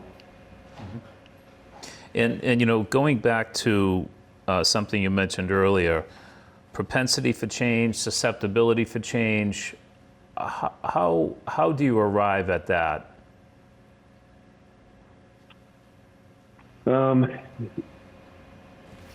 way we've done it in the past is usually just trying to look at value of a building compared to, sometimes we might do like a building improvement to land value ratio, just some way to say these properties are potentially undervalued, and if someone were to purchase them, there would be value there to capture, by changing it from, I don't know, maybe a small commercial building or something to a 50-unit multifamily development. So that's usually the way that we've tackled it, is by looking at the valuation and trying to figure out what parcels might be some early movers. So that's, I guess that's a fair amount of work for you guys, isn't it? To try to evaluate existing value to be able to develop a propensity for change, right? Well, we use the town's assessor database, which has all that information built into it. Yeah. Has the land value, the building improvement value, and then total. So we look at that. I mean, the other thing I think is somebody had mentioned before, it sounds like in some of the potential districts you're considering, there might be some either vacant or underutilized properties that might support larger scale development. So, those might be early movers as well, if they don't have, $1 million house sitting on top of them right now and, have a lower value, or might not have any building improvement at all. Yeah, and I think that's what Cheryl referred to earlier. An empty lot probably would have 100% propensity for change, right? Because there's nothing that would stop it really from being developed. But yeah, I mean, in a community like Milton, where I assume everybody's got water and sewer and it's served by transportation, and I guess as long as there weren't any environmental constraints, either brownfields environmental or things like wetlands or any kind of constraints on that, then yeah, I mean, probably would make a lot of sense to develop there. So I have one more question. So one of the new things that came about last week is a commercial, first floor commercial, that is allowed in villages, which I'm sure is changing everything that you're running, all your numbers. How is that working out, and with commercial districts, because we have a limited commercial, but we are zoning in those areas. So both of the lower mills along the rapid transit area, East Milton Square, how does that play into your factoring your numbers? I unfortunately, my answer for this one is probably less satisfactory than my other ones, and that I don't know yet. This just came out last week. I attended the HLC has office hours, usually on Fridays for, I think anybody can join, but it's usually the consultants. They gave a presentation to all the consultants on sort of what this is, how they anticipate measuring it. They explained it's essentially an offset. I can get into it. I can try to get into it if you want. Just let me know. But essentially, it'll be an offset to your total unit count. There is no model for measuring it yet. That needs to be built, and that will take some time. I don't have a timeline on that yet. And once built, it's going to need to be tested. So I don't know exactly when that's going to come out. Which for rapid transit communities potentially looking to take advantage of this puts the time crunch on you, I think, even more. That might be good feedback for HLC, in communicating the challenges that communities are having to understand the fiscal analysis for these requirements. Yeah. Do you have a zoning district today that mandates mixed use in order to build something, it has to be mixed use? Yes, commercial. Okay. And are you contemplating that as a 3A district, or will that be left alone? That We would- have. Sorry, to go ahead, Tim. Yeah. So yes, sorry to jump in, Meredith. So we have we have two major commercial districts, which we're exploring, 3A districts in each of them. And one of them, I mean, just to sort of answer your question, we did pass overlay zoning in one of those districts that mandated mixed use, but it was, you know, an overlay over a business district, which now will have another overlay over that potentially. Right. But yeah, that's kind of the state of play where we're in right now. Got it. Okay. Great. So I just have a question, if you don't mind. I'm wondering, when you do your analysis, do you take into consideration Milton's historic annual growth rate? And then do you presume a percentage of development each year? And do you presume it like for a short term, and what's your time frame for a short term? Is it like 1 to 5 years? And then for medium term and long term? And then my second question is, do you think 1,000 square feet per unit is an appropriate size for family housing?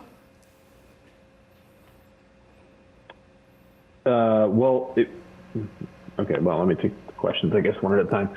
So for the model that we're going to build in the proposal that we submitted, it's sort of a one-time analysis to say if this all built out here at, you know, however much development we choose as a group to assume in the scenario modeling, it's sort of a point in time analysis saying, like, if this was built tomorrow, here's what would be the potential fiscal impacts. Using Milton's historical growth is an interesting question in that I'm guessing Milton has never had a by right multifamily district like most communities in Massachusetts. And obviously it's yet to be seen what impact that's going to have on potentially speeding up development, because you're removing so many barriers, particularly if you require a special permit process in your community and that special permit process is lengthy. Removing those barriers and allowing by right multifamily could potentially result in more development over a shorter period of time than what the town may have otherwise been, used to historically. So, it's certainly something we could consider. I just, like so much of this, I'm not sure how realistic that would be. And then, sorry, I apologize, what was the last question? The size of a unit. Oh. So you said your base is 1,000 square foot per unit. Is that like an appropriate size for a family with children? Yeah, I mean, it is, let's say if we were looking at an apartment building, a typical 3-bedroom might be somewhere around 1,100, 1,200 square feet. So I don't think, as an average of units, I don't think we're far off. But if you were only building, well, you can't mandate bedroom size anyway with fair housing. But let's say you could, if you were only building family sized units, then 1,000 might be a little bit small, but Well, that's because isn't this for families? There can't be any restrictions? Well, so you're right that there can't be any restrictions in the zoning that would preclude family sized units from being built. So in the past, we've seen some communities that say, you can't build 3-bedroom units, or they would try to sort of position the zoning in a way that it would be so restrictive to build larger units that it would just because of the way the regulations were written, you kind of were forced to build smaller units that weren't family sized. So what the guidelines say is, you don't have, like, a developer or whoever wouldn't be forced to build family-sized units, but the zoning cannot preclude it through the written language in the zoning. Great. And Cheryl, you had your hand up. Yes, thanks. I meant to ask about FAR, so floor area ratio as a restriction in the model. Can you talk about that, whether that's allowed to be put in? And if you've seen what kind of impact that has on the unit count that's allowed. It absolutely is an input in the model. So there is a box where you can input an FAR. The FAR would have different impacts depending on, I think the composition of your district and the size of the parcels. It would have a different output, or I guess a different impact depending on the district and the parcel composition. I guess what I'm getting at with that was just that question about unit size, because obviously you could do 3 units at 1,000 square feet average and you're at 3,000, or you could do 3 units at 2,000 square feet and you're at 6,000, right? So I mean, how big a building it is obviously going to be the same number of units, but the size of the units is going to affect the FAR, or what's allowed, how much total building area there is. So that FAR restriction could impact the unit size, I guess, in some ways. It absolutely could, because that's going to establish your total building area, like your building envelope essentially. Right. And then that building envelope, the square feet of that building envelope is going to get divided by 1,000, and that'll be your unit count. So you are right, especially on smaller parcels, that would have an impact. But there's nowhere in the model, I'm pretty sure there's nowhere in the model where you as the user could designate a unit size. The unit size is fixed. So you're right. FAR could potentially, it could make a parcel, undevelopable if you set the FAR, too low. It seems like you really want to have an opportunity to tinker with, if you will, the FAR, the open space, the lot coverage, so that you can get something closest to matching up with existing character. Because what most people are concerned about is that we have established neighborhoods. Many of the homes that were built late 1800s, early 1900s, 1920s, et cetera, and that character is valued. And so these tools, other than design standards, these zoning tools are what we have right now, right, to kind of drive that. And so have you been involved in other communities, or have you tested the model where you've really been able to go back and forth on this to test out what the build-out model physically would be, not just numbers? Oh, like translate it to an actual parcel and see how that would do. We've done that on 2 occasions, but I would say those were really specific cases where the parcel was quite large. In one case, it was about a 30-acre parcel adjacent to a commuter rail station, where they had a property owner / developer that was really interested in doing something there. So we sort of worked with the town staff, the residents of that area that would be sort of visually impacted by that, and the developer to model out in a 3-dimensional manner, sort of how that could potentially play out. And it was a back and forth between, we would sort of run the model. Okay, can we get to the unit count that we need to satisfy the requirements and the guidelines for this community? How much of it is going to be within the half-mile radius of the commuter rail station to meet the requirements? And then does the sort of architectural and building size and scale and character, is it in line with what the neighborhood had envisioned? And then most importantly, I think for the developer, is that financially viable? Because it was their parcel. That was sort of key to unlocking compliance. So we have done that in a couple occasions. We haven't modeled it on kind of in Milton, I imagine you've got some neighborhoods that have smaller parcels, as you mentioned before. We haven't modeled it like in a neighborhood that has 250 parcels or something like that. Like, what would that look like?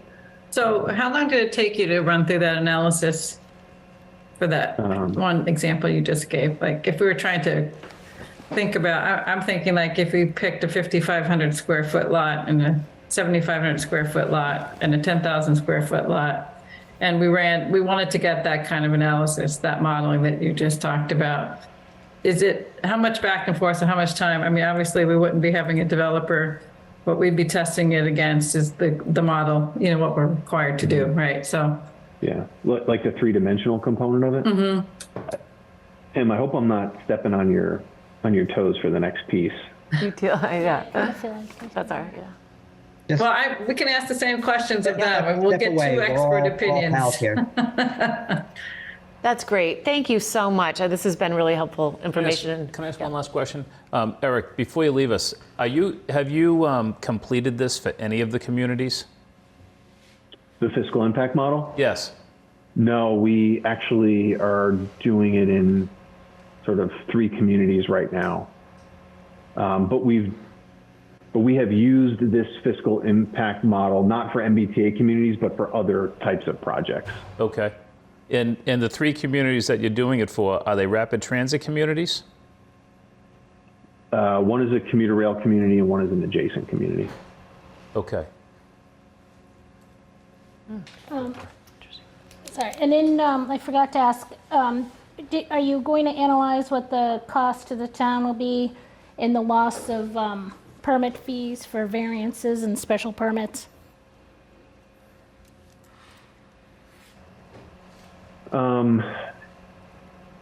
So I would say, and you can tell me if this is right or wrong based on your experience, typically those, what we consider to be like one-time sources of revenue, so things like building permits or application fees, special permit fees, the way we've always looked at them is that they're supposed to be designed with a nexus in mind, that the amount of work that goes in from the staff perspective or the building department's perspective is sort of supposed to equal what you're charging someone for that fee. So we try to look at that as hopefully that's kind of a wash for the community. And what we really try to focus on are the annual recurring revenues that come from, really from, in this case, the property taxes. And then also to just follow up, enforcement is a big thing in our town. So I think that is a recurring cost. And as I understand it, the town has just put in now for a new code enforcement officer. So I think, as I talked to the code enforcement officer yesterday, that most of his time is not spent on building permits, they're spent on enforcement issues. So I think you probably should check in with them to see how much time they are, because that is a recurring cost and we have to hire a new personnel. Great, Quick question? thanks for that. Yep. One more question and then we'll move Eric, on to just the one next. quick question for you. Are you taking into consideration building out basements in your modeling, the potential of basement space? No, well, I haven't run across that instance or that question. So I guess my quick answer would be no, only because in the model they ask you for height in stories, and we had always assumed that height would go vertically, not not down. That it would go up. But I guess you could. Let's say that you wanted to allow 2 stories of vertical construction and you wanted to assume 1 story of below grade living space. You could say in the model that it's a 3-story building. It's just 2 stories happen to go up and 1 happens to go down. You know what I mean? Mm-hmm. No, I know exactly what you mean. My biggest fear is that basements are overlooked, and when we pass this zoning, you're going to have no problem putting a 3-family in because you can pop a studio in the basement all day long. Most basements have the ceiling height. So it's going to happen, and that would have a severe impact on, neighborhoods. That's 1 more couple with 2 more cars or 1 more car. So I'm just concerned that gets looked at. And I don't know how to do it. I'm just throwing it out there. Yeah, if that's a common typology in Milton, like I said, I guess one way you could do it would be to add an additional story to the height in the model if you wanted to capture it.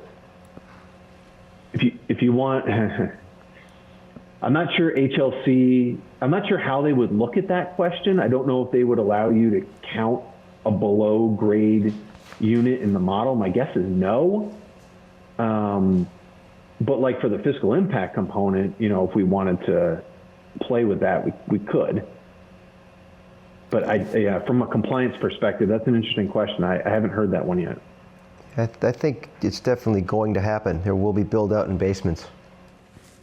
Legally. Because it's not difficult Or to do. third floor attics, yeah. Okay. Anything else, Tim, that you wanted to mention, or? No. So I guess the takeaway here is as soon as we've settled on some districts and some general zoning parameters, we can get those to Eric and he can start running his model. The other thing, Eric, just in terms of, I guess, you know, like, well, I know we're not talking about time horizons, but I mean, we'll be able to run multiple scenarios in the sense of, like, you know, what if 500 units get built out? What if 1,000 units get built out? What if all of the units get built out? So, you know, it's not a time horizon thing, but you can kind of back into a time horizon that way. Yes. I think that's right. You know, if anyone has, like, you know, I didn't want anyone to have expectations that the model's built with, like, you know, an inflation factor over time, or the sort of accounting for the time value of money, or, you know, or anything like that. It's a snapshot in time, from the dollar perspective. You know, we would use 2023 dollars for everything. Okay. So I have a follow-up. So from what you just said, you're kind of waiting for us to provide some districts. But I don't know if you were on, but Member Fahey mentioned that he did a preliminary cost analysis just based on the number of units and made assumptions. So I'm wondering, are you able to do that? Because I think it is going to take us quite a bit of time to work through the districts, and we would not want to hold up your analysis. So it would be helpful to us, I think, for you to move forward as quickly as you can, with hopefully not totally relying on us, if that's possible. Sure. I mean, I guess one example, if we wanted to run like the maximum scenario, like what your I guess your required floor is, the 2,000 some odd units. Yeah, we could do that.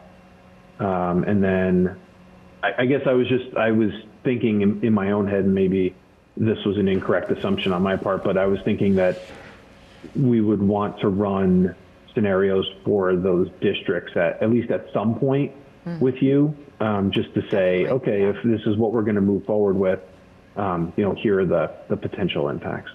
Yeah, I think, Eric, you know, from my perspective, if you could even just give us order of magnitude, right, and without the districts being identified, you know, we really need to put information forth to the residents so the residents can understand it. And, you know, I, like Maggie, am concerned for the time that will go by as we try to get as dialed in as Tim's he's doing a great job trying to get us dialed in, but that's going to take us weeks. Yeah. So, you know, Tim, I guess where I'm going is if Eric could give us, hey, if you ever did 100%, or, you know, here's the evaluation. If it was 75%, if that's all you were ever able to achieve, or if it was 50%, even if you had 100%, 75%, 50%, we'd at least have something to work with. And Tim would probably have it quickly, you know? I mean, I don't think it's just us, as I said earlier. I think the select board would want to see that too. You know, again, it's information that will be helpful as both boards consider what we're dealing with.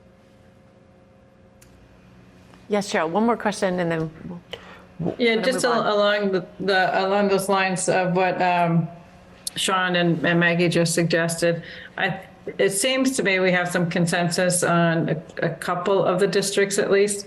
You know, the Granite Ave and the sort of bookends of Milton Village and Unquity House areas. So I guess I'm thinking that could be a starting point. It seems like the areas that I think anyway seem to have a lot more work to be done is that sort of connecting the two transit areas with the Elliott Street corridor, as we might call it, looking to get that, meet the requirement for contiguous area, but not get too many units, more than we need in that area. So that's the one that has all the smaller lot sizes, or the, and these other ones that I mentioned that seem like there's consensus on are the sort of larger lot areas, or where there's multifamily already. So it seems to me that if you can do sort of phased analysis for us, even though the output won't be phased, that could be helpful. That's a great suggestion, because I think we are moving in the right direction, and we do have some consensus on some of those, so, yeah. Eric, does that make it difficult for you? I mean, if we just said simply, without zone-specific information, just calculate 175, 50, how long would that take to do that type of an exercise? I know you still have data to input. Yeah, I would say a few weeks. I just need to, maybe a couple weeks. Yeah. Sean, I was just thinking back to the question that you asked too. One other way we could do it just while we're waiting for the finalization of the districts, we could provide basically a net fiscal impact number on a per unit basis, and just say, hey, if you built like a typical apartment, this is the net fiscal impact, basically the revenues minus the costs associated with that unit. If you built a townhouse, it might be this. If you built a condominium, it might be this. So we could pick, 2 or 3 different housing typologies, and then say just on a per unit basis. So if you built one of those units, you might have net revenue of $500. I'm just making it up, but so then you could essentially say, well, we want to build out 250 of those kinds of units. You could pretty quickly just do the math. I think that would be very helpful. Well, the problem is we can't control that. That will be a variable we can't control, whether it's condos or apartments. We can't determine that. Yeah, but we could run course. that. So we could maybe say, if it's apartments, it would be this, and if it's condos, it would be this on that same parcel. So we're giving the two, depending on which way it would. Yeah. It would end up being developed. So okay, good. This is really helpful. Great, I'm glad. Good, look forward to working with you, so thank you. Same. So, Yeah, Eric, thanks very much. And Eric, we'll be in touch next week. And Meredith, I may want to just kind of maybe double check with you, if that's okay, on kind of precisely what the asks are, and we can get Eric to work on some of these interim products. Eric, are you available to come on I think we should have you, if you can, join us on September 14th. To see where we are with some of the work you're doing, just to check in. That's and then the we'll next be able meeting? Yeah. And the following meeting is September 28th. Would be great. The 28th I can definitely make. The 14th I potentially have a conflict. Okay. I'll right. put that in We'll my feed you calendar now. Yeah, and we'll work to feed you information as quickly as possible, so. Okay, cool. Great. Okay, I'll put I'll hold the 28th in my calendar. Tim, in order for Eric to have everything that he needs ultimately, can you collect any of the inputs that Eric's going to need for us? Cheryl brought up, the FAR earlier. Anything that we have that we could just understand that we have to think about would be helpful.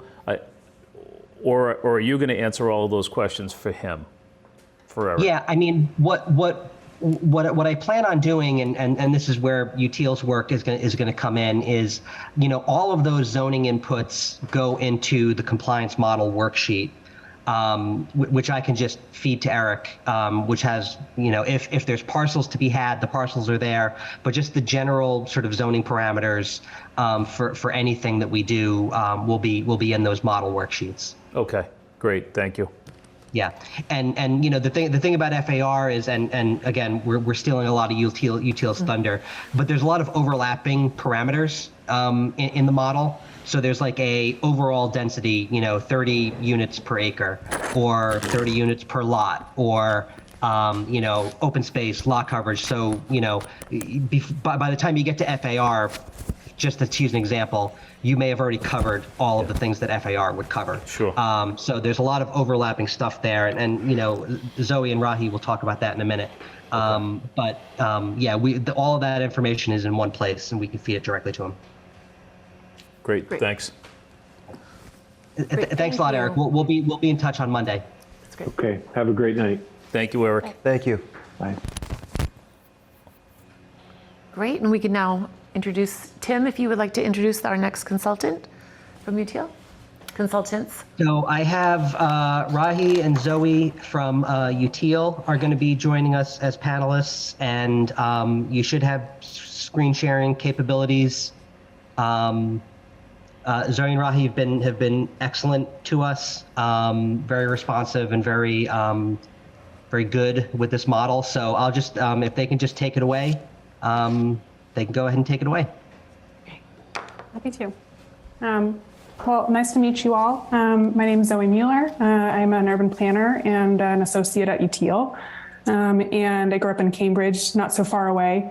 So I have a lot of sort of built-in understanding of sort of the context that you're dealing with and the complexity of the issues that you're wrestling with. So we'll do our best to get you kind of fully oriented here, and you should please feel free to jump in with questions. There may be some things we'll say, we'll get to that in a moment. We have another slide on that, just to sort of give you the best experience, but we're here to answer your questions, so please feel free to jump in.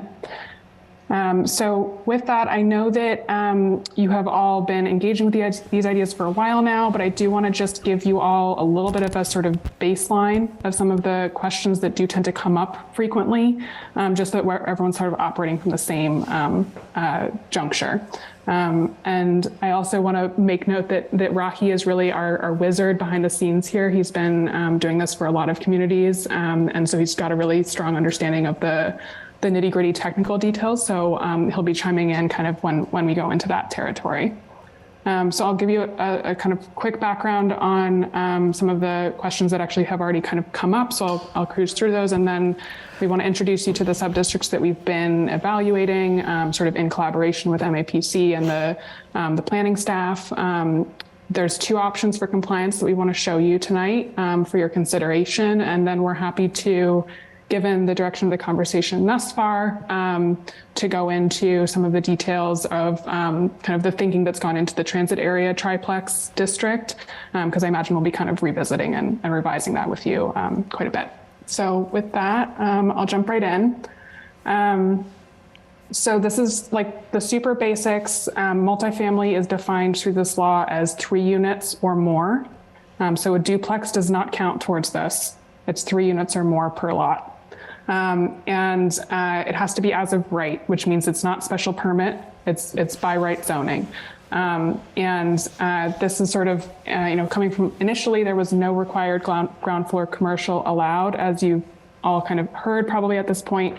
That has been altered somewhat. So there is sort of a narrow pathway to include that as part of your overall approach to compliance, but it cannot be the dominant approach. So just, it's still a sort of important constraint to keep in mind. You are still allowed to use site plan review, which is really important for a lot of the sort of character considerations that you have been bringing up thus far, right? So the by right zoning does, ensure a path to approval, but that doesn't mean that you're rescinding every opportunity to have a conversation with that developer, that property owner, about how they're going about doing the things. So that's really important to remember, that it's not sort of a complete release of the powers that you have to kind of engage in those conversations and sort of affect a better outcome when somebody comes in with a proposal that you're not keen on. The only limitation here is you cannot use this as a way to impede or prevent a development from moving forward. You do have to work collaboratively with them to get to a point where they can move forward. The the basics, you'll see these numbers pop up quite a bit.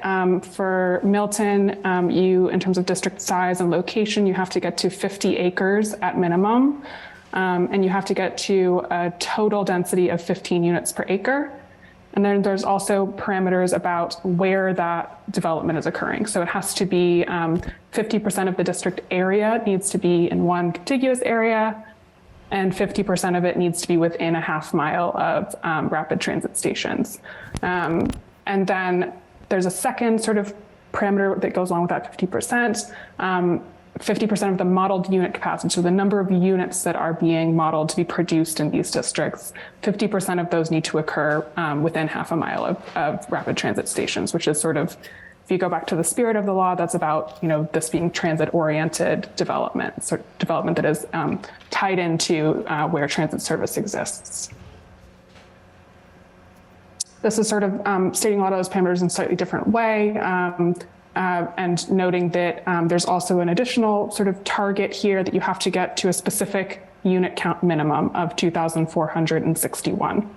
And then just noting on the bottom left here, there's quite a few different zoning parameters that you're allowed to use. As a reminder, there's certain things that you cannot restrict. So you cannot restrict the unit size, you cannot restrict the bedroom count, because those are interact with fair housing and would be considered a form of discrimination against folks that can live or cannot live in those units. So there's a lot of sort of confusion and mystery about what exactly the model is. So we wanted to just sort of address that head on. And Eric has already given you a great overview of a lot of these things. But the first thing to just kind of to frame what it does is this is not intended to be a projection of what will happen. It is intended to be a standardized way that every community that is subject to this law can be sort of held accountable in a consistent way. So it's a tool for sort of estimation that's intended to make sure that everyone's getting equal treatment and that there's a reasonable way to confirm if a community has actually achieved compliance. So that being said, the sort of the back end of the model is it's a spreadsheet with a lot of different parameters and a bunch of defaults. Defaults are things that we cannot change. Those are things that are true for everyone. And that's the 1,000 square foot per unit that you heard Eric mention, which is intended to not be a mandate that you build that 1,000 square foot, but instead a way of essentially averaging out or approximating an average of the range of unit types that might come out of this. So again, it's an estimation tool, not a prediction tool. And then there's a lot of sort of the sort of conversation around this tends to go to density metrics like units per acre, units per lot, which are pretty abstract for folks to sort of make sense of. So that's kind of, acknowledging that they're not the most intuitive tool. They are the most sort of one of the most direct ways to affect how the model is sort of producing numbers on the back end. And so you're going to see that throughout the presentation. It has a similar effect to some of these other parameters that you see kind of listed on the second bullet point here. So minimum and maximum lot size have a very direct impact on the modeled unit capacity. Building height has a very direct impact.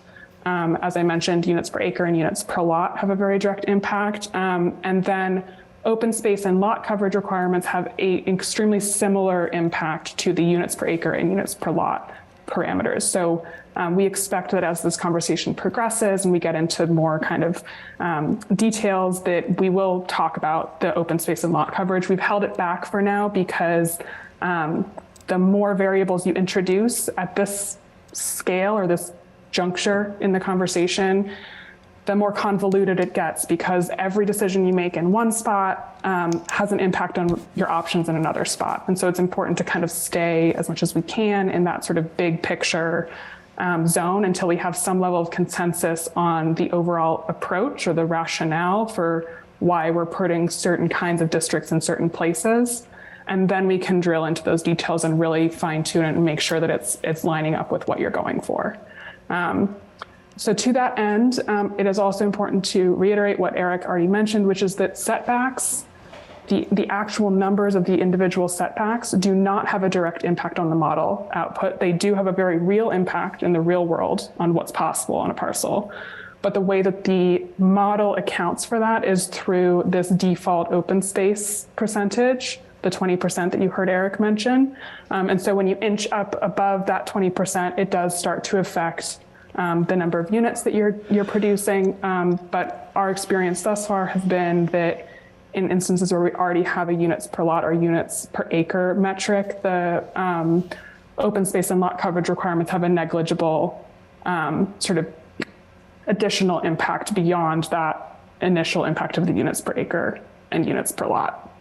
So they're in here because they're really important for people to visualize what we're talking about. But ultimately, the most direct control is going to be those open space, lot coverage, and units per acre, or units per lot. So there's a lot of super sort of technical in the weeds stuff, but it's really important foundation so that as we start to talk about those parameters in the context of specific districts, we're kind of all on the same page about how that ties in with the model. So why don't I, before I sort of go forward, why don't I stop there and see if there's any questions on that so far, and then I'll get into the sub-districts themselves. I'm good. I'm good. All set? Yeah. Okay. Great. Okay, so over the arc of this project, in sort of conversations with the planning department and with MAPC, and hearing sort of secondhand some of the input that they've gotten from you, these are the full range of districts that we have evaluated in our study. And this includes, on this graphic, we're showing the reduced transit area triplex, but we did start with the entirety of that half-mile area, and we can walk you through later the reasons why we've sort of pared it down a little bit. So we included in this the Milton Station and Mattapan Station areas, Granite Ave, which has just that the upper portion of it is included in the transit area buffer. The transit area triplex, which is sort of a reduced footprint from the other versions that we've studied. And then the more kind of outlying districts that you see kind of in a sort of belt along the more southern parts of the town are East Milton Square, the Randolph Ave and Access Road, Randolph Ave South, which is almost at the town line, and Brush Hill Road on the sort of west of the town. So just to kind of zoom in and give you a little bit of a sense of, the specifics where we're talking about, these are the Granite Ave parcels that are included in the district that we studied. The Milton Station area that's being considered, the Mattapan Station area, the transit area triplex district that we've been sort of talking about in various points in tonight's meeting. East Milton Square, which coincides with the sort of the boundaries that have been studied in the context of the rezoning work there. Randolph Ave and Access Road, which essentially takes some of the sort of rear parcels set back a little bit from Randolph Ave, with one kind of getting all the way up to Randolph Ave, and then Randolph Ave South. And finally, Brush Hill Road on the to the west. So cut to the chase here. These are the two sort of viable pathways or sort of frameworks, approaches to compliance that we think are worth considering and discussing with you tonight. The first is sort of built around the sort of the transit area, the group of districts that touch or have contact with the transit area, as well as East Milton Square. And the second assumes not using East Milton Square and instead relying on the other districts to sort of round out the picture. And as a sort of note, this is really, they're packages. So once you start pulling it apart, you really have to bring in the full picture again, because each individual sub-district is contributing sort of in a particular way to the overall compliance. because you have quite a few different compliance targets that you need to hit simultaneously. So the first one with East Milton Square, what that looks like on the map is the sort of collection that are grouped around the Mattapan trolley here, and then Granite Ave and East Milton Square down below. And this is a lot of numbers all at once. This on the right side, these are the numbers that in the select board meeting we had not yet filled out individually.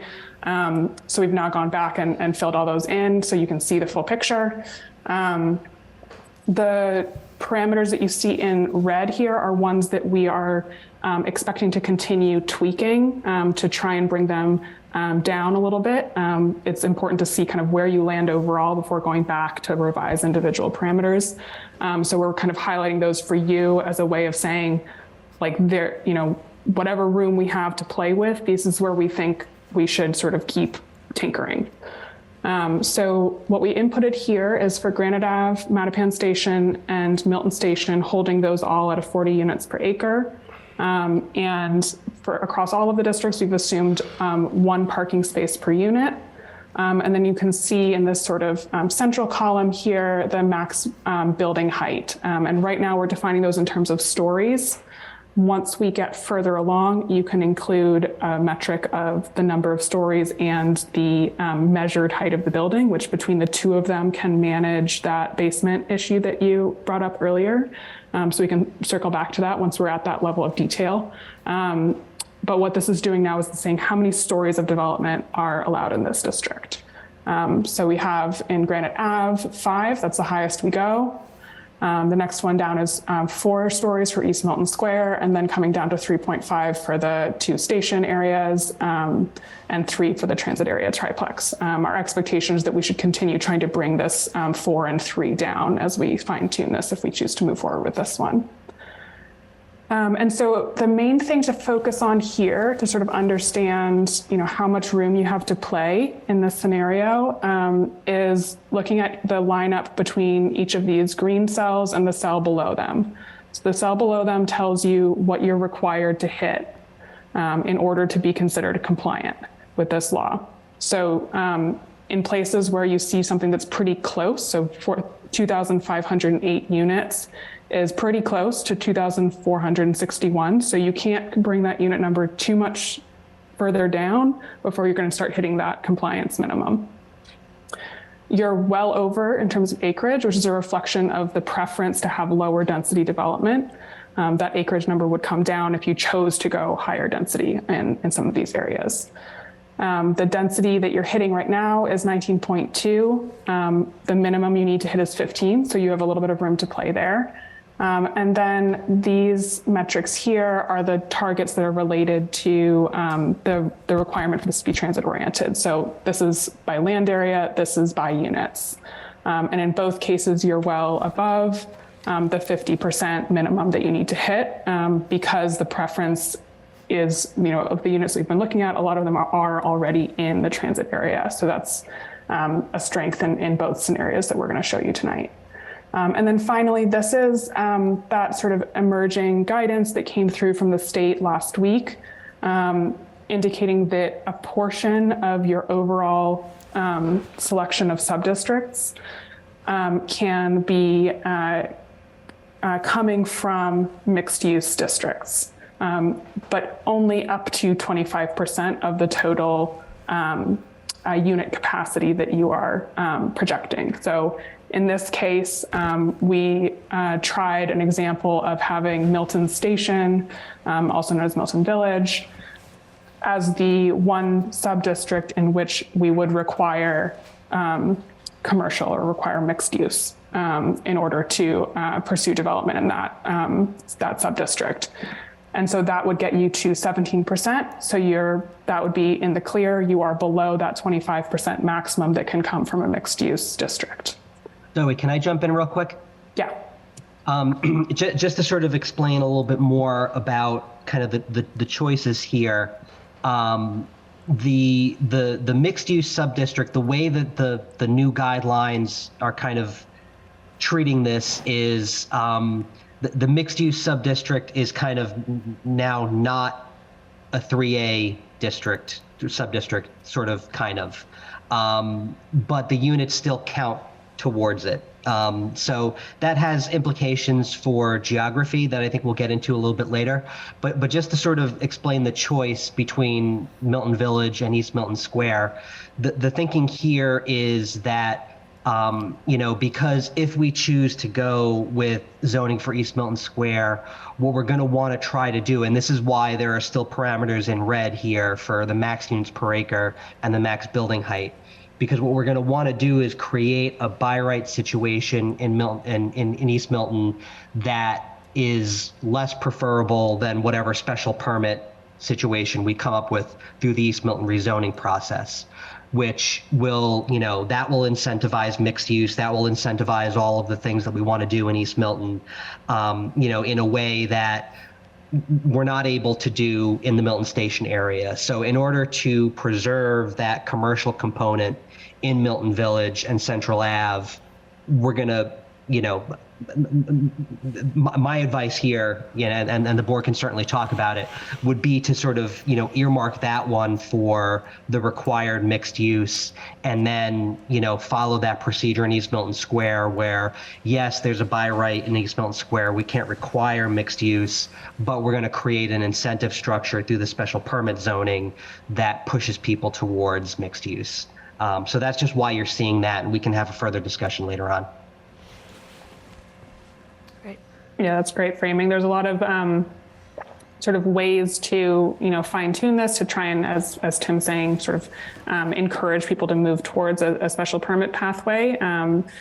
The trick is deciding the strategy and where you really want to sort of have the by right zoning be the one that's requiring the thing that you want to sort of add into the mix. So I think there's a really strong sort of logic for, prioritizing that mixed use for the by right mixed use for Milton Station, and then having both sort of East Milton Square and Granite Ave be considered more in a sort of bonus structure or incentive structure.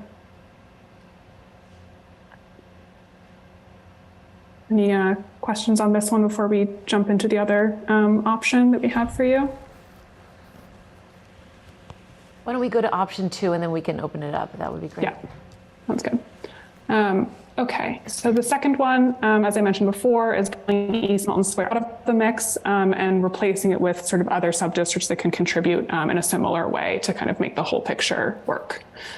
So what you see here is, in lieu of East Milton Square, we're adding in the 2 sub-districts along Randolph Avenue. You'll notice that in both of these scenarios, we have not included the Brush Hill Road sub-district, and that's because the sort of, given the parameters for sort of preferred density at that site, it was so low density that it was really dragging the whole thing down to a point that was sort of threatening the other sort of compliance metrics that you need to meet. So while it had a lot of sort of value as a standalone idea, it doesn't really contribute positively towards achieving compliance for the town as a whole. So with that note, sorry, jumped through that. Okay. So this is, you'll see here, we did start tinkering with the parameters for, this shares a lot of sort of DNA with the option 1. We did sort of do a little bit more tinkering here to bring the units per acre metric down on some of these. So you'll see, for instance, Granite Ave, Mattapan Station, and Milton Station. In this scenario, we ran them with 35. We can do something similar with option 1 if that's the preferred route, and sort of play with those parameters. For Randolph Ave and Access Road, we have that at 27, and Randolph Ave South at 25. I didn't really sort of cover this extensively in the prior one, but you all have clearly picked up on the fact that the transit area triplex has a maximum of 3 units per lot. So you cannot build more than that. If it's in a basement, you can't build more than that. If it's an attic, you can't build more than that. 3 is the cap. And right now we're using a 5,500 square foot minimum lot size. That's, again, something we can continue fine tuning. That's sort of baseline that we started with, and 3 stories total. And again, this one comes in compliant across the board. Generally speaking, pretty similar numbers to what we're seeing for option one. This one has a slightly closer on the by a margin of about 100 units to the compliance target. So you really don't have much wiggle room there. So if you're going to change any of these other parameters, you would have to sort of consider expanding a district to add more units so that you could bring the density down elsewhere, for example. The density is at a similar point, 19.3 versus I think it's 19.2 for the other one. And then again, sort of have a healthy margin above your 50% minimum for the transit area metrics. And in this case, just for sort of expediency to kind of, be able to present as sort of a different way of thinking about it, we did not use the mixed use parameter for any of these. That's not to say that it couldn't be used, but in this version, we did not use it. So that's something that, again, if the preference is to move forward with a variant on option 2, we can introduce that as a sort of variable. So with that, I'll jump to just the sort of summary here so you can see it all on one page in terms of the numbers. So you can see that they're, across the board, these two scenarios are really quite close to one another in terms of the compliance profile that they give you. And so it's really a choice of, from a big picture planning rationale standpoint, what is the preference around this sort of trade-off of focusing on East Milton Square versus, letting that be a more customized zoning and pushing the development that's associated with the 3A district to instead be Randolph Ave, the two sort of sub-districts along Randolph Ave. So with that, I think before we kind of open up to sort of discussion about the trade-offs between these two, I think what I want to encourage you all to do is to as much as you can at this point, hold off a little bit from the sort of fine tuning of each of the individual districts and think more kind of big picture about which of these two pathways you feel is most aligned with your planning vision for the town. And know that there is still a lot of sort of more subtle manipulations that we can do to fine tune that once we have a direction from you all about which of these two feels more aligned with what you're looking for. And we know that in both cases, the transit area triplex will need quite a bit more work and the geography of it might change a little bit. Zoe, can I jump in one more time? Yep. So one thing I want to just quickly address, and maybe Zoe or Rahi can speak to it a little bit further. We've heard some comments about the size of the transit area triplex zone. And one thing that's important to understand about that is, and Zoe had mentioned, there's a number of different compliance targets that we kind of need to hit. What the triplex zone does is connect the Mattapan Station and the Milton Station subdistricts to create a series of subdistricts that represent 50% of the total land area of our zoning district, which is a requirement. It represents probably the smallest land area and the smallest number of parcels possible to achieve that goal and also feed into all of these other numbers that are on the screen. What happens when you increase the size of that subdistrict, just as if you were to increase the density of any other subdistrict, is that unit capacity number goes up. And this is something that we kind of struggled with a lot, and I'm glad that Zoe and Rahi were able to kind of thread the needle on this one, is that with some of the preferred dimensional parameters, especially minimum lot size, and some of the preferred kind of size and shape of these districts, from we've been using the term fairness, that is a restriction that we put on ourselves. And if the bigger that subdistrict becomes, the more that unit capacity number goes up. And so that becomes a sort of a decision point, even beyond all of these other decision points of what is the priority for creating a sort of geographically more diverse subdistrict there, or hewing as close to that minimum unit capacity number as possible, because that's ultimately what it is sort of the bigger that district becomes, the more parcels start to be folded in, the more that unit capacity number goes up. And then if you increase that minimum lot size number, and Zoe, did you have slides on this with the different? Yeah, I can. I'm going to stop sharing for a moment and I'll skip to those.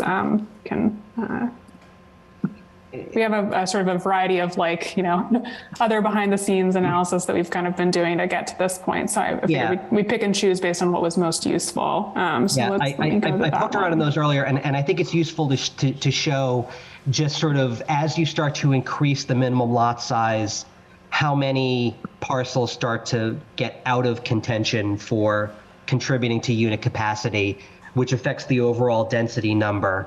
We talked early on about the concept of sort of, for overall density, your denominator is your land area and your numerator is your unit capacity number.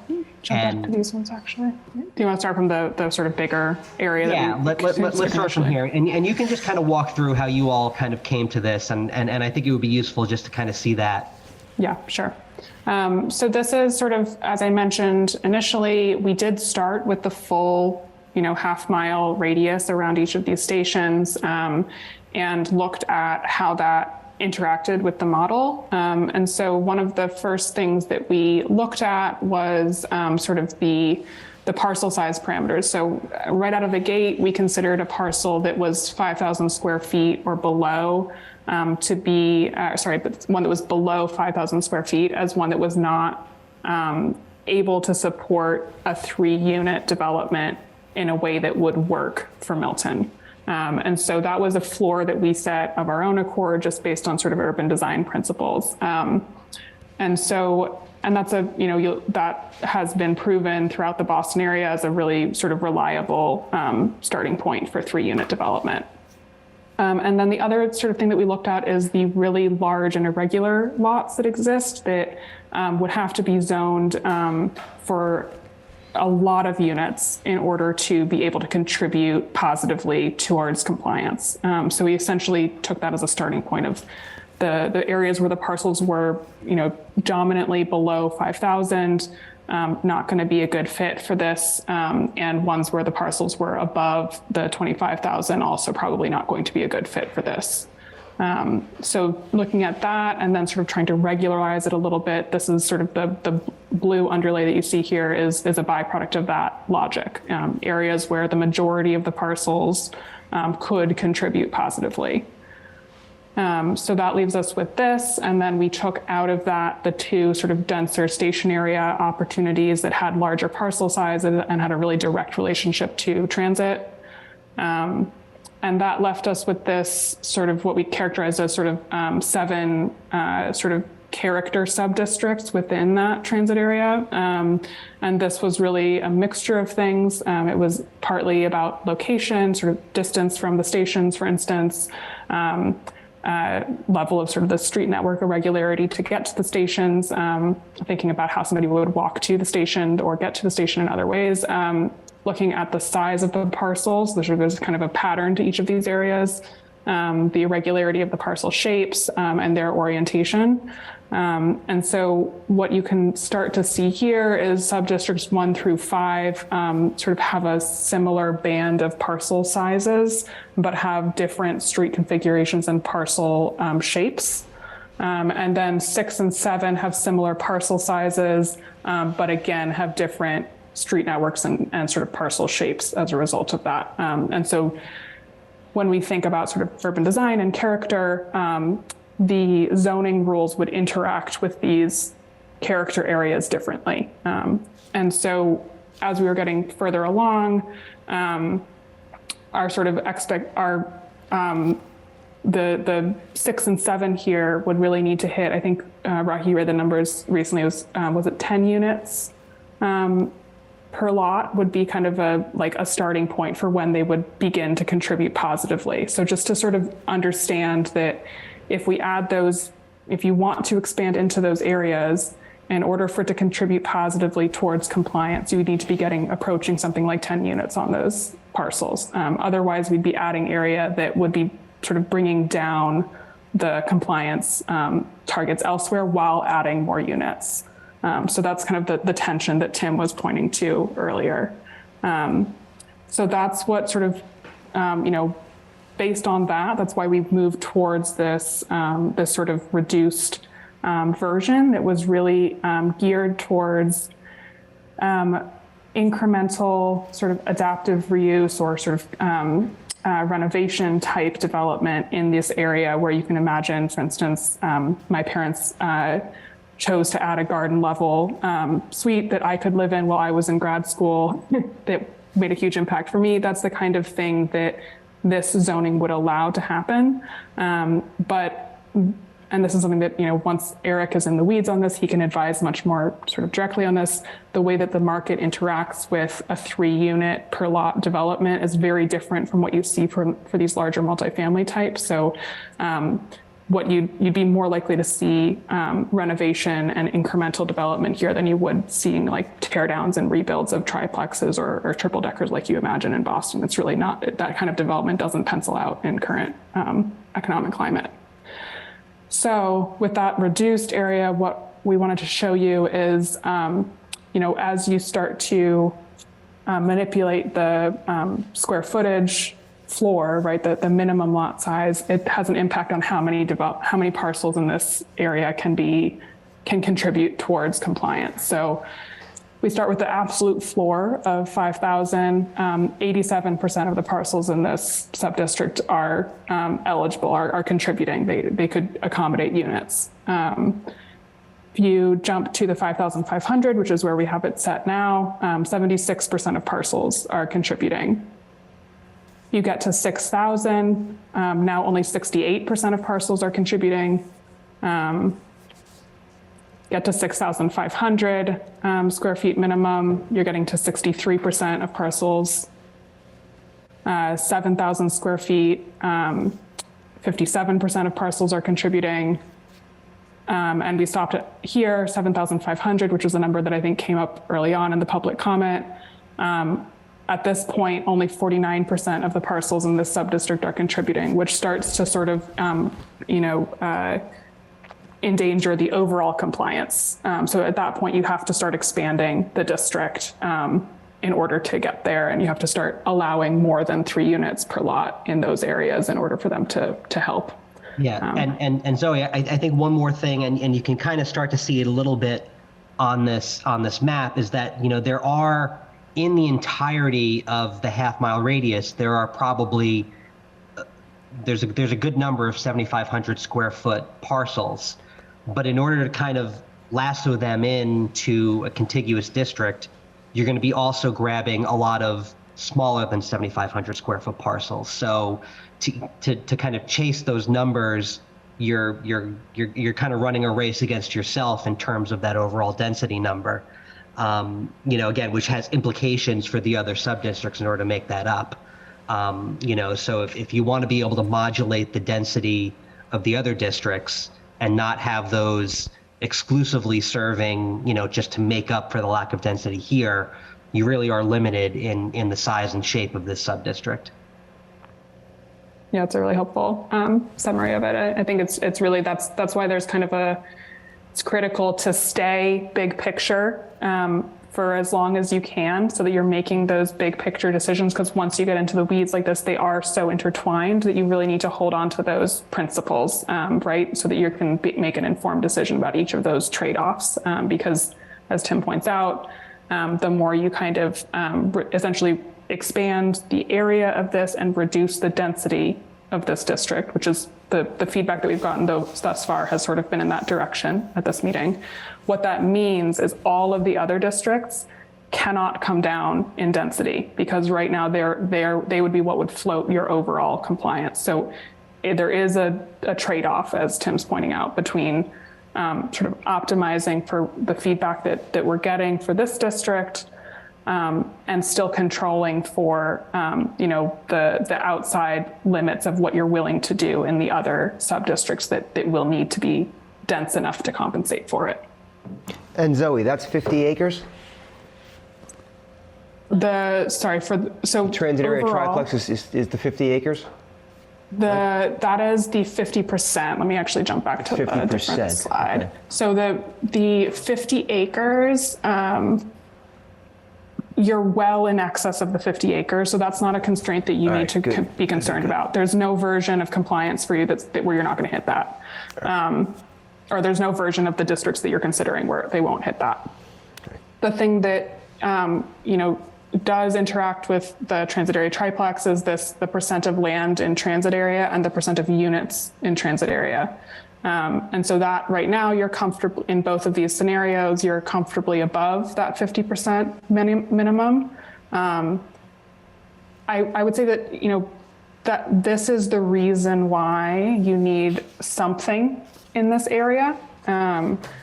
Because without it, the only districts, if I jump back to here, you can see like, for instance, the ones that are the sub-districts that are contributing to your transit area percentage are Granite Ave, Mattapan Station, Milton Station, and transit area triplex. All of the other sub-districts help in other ways, but they do not count towards your transit area requirements. And so that's the sort of the trade-off, right? Is that essentially this relatively small district does give you, kind of puts you over the top to get past that 50% threshold. Thank you. And Cheryl, I think I saw your hand up earlier. Did you have a question? Yes, I wanted to ask, could you go back to one of your maps of this district while we're on this particular district? Let me jump to that one helpful. I can go to the one that has the minimum lot size. Would that be more sure? helpful? Yeah, the 7,500 minimum, just because that's been talked about quite a bit. So how easy or difficult is it for you to continue to manipulate the boundaries of this district to test?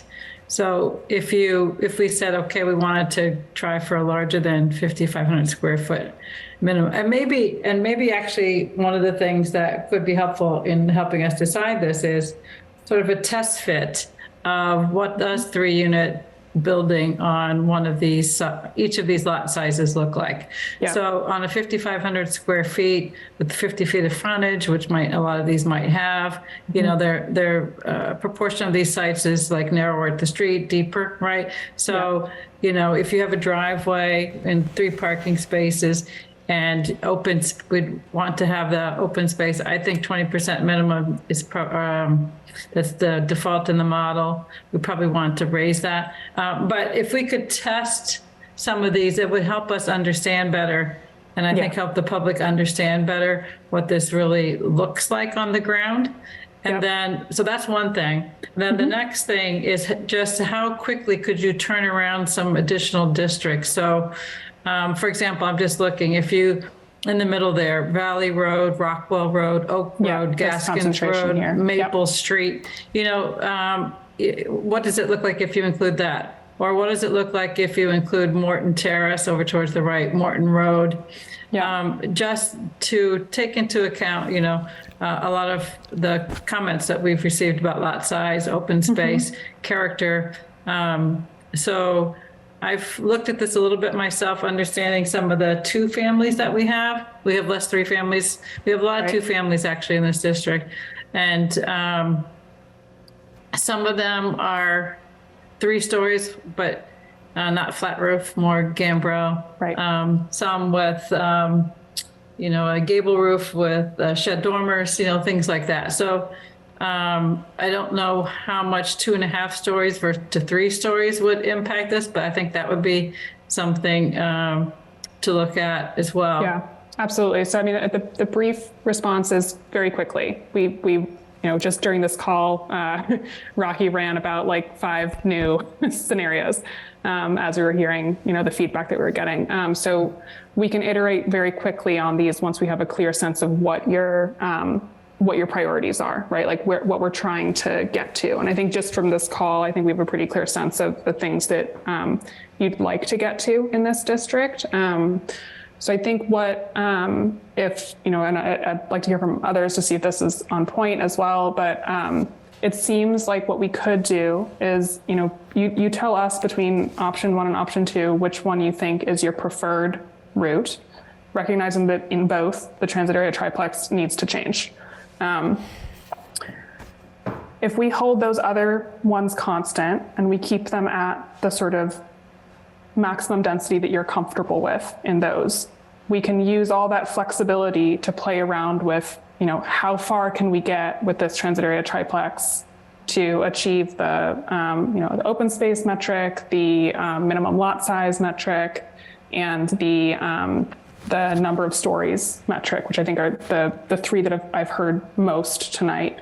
And I think there's a pretty decent chance that we have enough flexibility from the other ones to get to the sort of what's been described tonight for the transit area triplex. But what that means is kind of holding the other districts at where we have them right now for as a starting point. Yeah, so we looked at some test fits that you folks had done for, speaking of the other parcels, the Granite Ave parcels, and I think we looked at maybe 700 units there.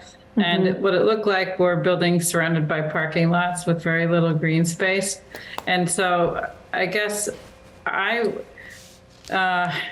would be really interested in some other test fit that would give us an idea that there could be usable open space. I mean, that Granite Ave location is rather isolated in terms of roadways. And so if you have families there, not having to deal with the roadways to have open space for children would be beneficial. And then can you bring up your slide of the East Milton, how many units there as compared to the Randolph Ave? Are they Can I just say it is 10 o'clock, but I think this is really important, and I do want to talk about East Milton. So is the board okay with continuing for a little bit on this? Yeah, maybe we should just be cognizant of the amount of time that we each speak. Yep, definitely. So is that good with everybody to keep going? Sure. Okay. My suggestion, we check in again at 10:30. Yep, perfect. Just to be disciplined. Yep. We'll go to 10:30 and we'll check again with the group. That sounds great. All right, sorry, Cheryl, I didn't mean to interrupt because you were. Yeah, just to give the feedback that Zoe asked for in terms of East Milton, are the two options that what we're really looking at is a comparison between East Milton Square and the Randolph Ave parcels, right? Yeah, that's right. I wanted to understand how many units, so it's 423. Is it about that for the Randolph Ave parcels as well? Yeah, so let's just, I'll hold that in my mind, the 423 there, and then I'm going to skip to the other here. So the combined Randolph Aves are coming in a little bit above that, right? So if 423 was the East Milton Square, if you kind of visually add this up, this would jump to around, 550, give or take. You got there because you dialed down the density on Granite Ave, Mattapan, and Milton Station to 35 from 40. Yes. Okay. Yeah, correct. Can you go back to the East Milton then? And so that's at 4 stories. When you said earlier, marking that what's in red is something that you want to continue to look at, if you did adjust the height from 4 to 3 there, you would be obviously less unit count there. And so would you be needing to make up that difference in what's called the transit area triplex now? Yeah, which I think will naturally happen from the things that you're describing because we'd be physically expanding the boundaries of it. So while we'd be reducing the density of that district, of the transit area triplex district, we would in fact be adding units to it because the district itself would be getting larger. So I think that balance could work if if you think about, overall the sort of the 3 parameters that are the highest priority are bring this number of stories down, bring this to 2.5, and bump this up as close as we can get to 7,500. If those are the 3 things that we're trying to achieve as sort of baseline adjustments here, I think that's, there's enough wiggle room and sort of complementary changes there that we could get to something that I think could be pretty close to what you have in mind.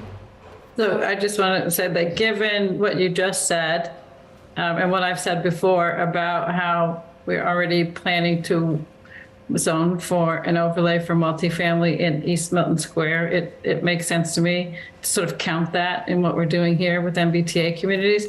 And given what Tim said earlier about making this to be less desirable than what the overlay would be, then it seems to make sense. This option seems to make the most sense to me. So I did have a question, and maybe you can run this, Zoe, because this is this is an area that has mostly 1- and 2-story buildings, and we're trying to keep a New England village feel, in what we're doing, something really attractive, a sense of place, but keeping it in an appropriate scale. Would it be possible to consider, because what we're going to have to do is we're going to have to incentivize people to do if we want the special permit instead of by right, we're probably going to have to add another story onto the special permit to make that attractive. So I'm even thinking the by right should maybe even be 2 stories, and then we do a special permit with 3 stories, which is what the majority of East Milton has said that they want to do. If we did that, if we went to something like a 2-story, is it possible to consider doing a hybrid where maybe we do some of the units, reduce East Milton, keep East Milton in there, because I think there is value if we're going to be zoning that anyway, but do partial in either another district or one of the Randolph parcels, and actually do a little bit of a hybrid and try to do both, but do something that's more appropriate for both sites.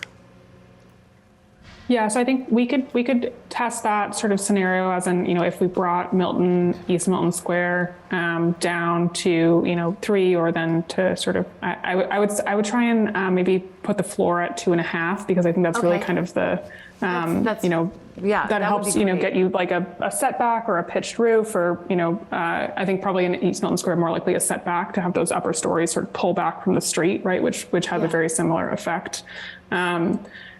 And we could, if we need an offset, like if we need to, add more area elsewhere, we can look at adding in one of the Randolph Road ones. I will just flag that what that will probably do is inch your total number of units up, but bring your density down closer to that 15 units per acre, which I think is, a reasonable approach, right? Given the priorities that I'm hearing around kind of character and urban design, that that's a trade-off, right? Is like you can get closer to those urban design goals if you are allowing a slightly lower density over a larger area, which sort of gives you more units. So I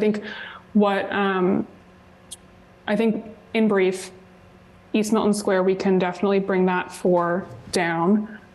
There is a certain kind of, you'll be, I'm sure, exploring this through your custom zoning for East Milton Square, but there are market thresholds where kind of if you have, when you start to get to like 2 stories or below, like very little pencils out to build in the current market conditions. So I would just caution you against going too low there, because you might get no response to it. So that's kind of that's in a sense, it's outside of the considerations of the 3A compliance.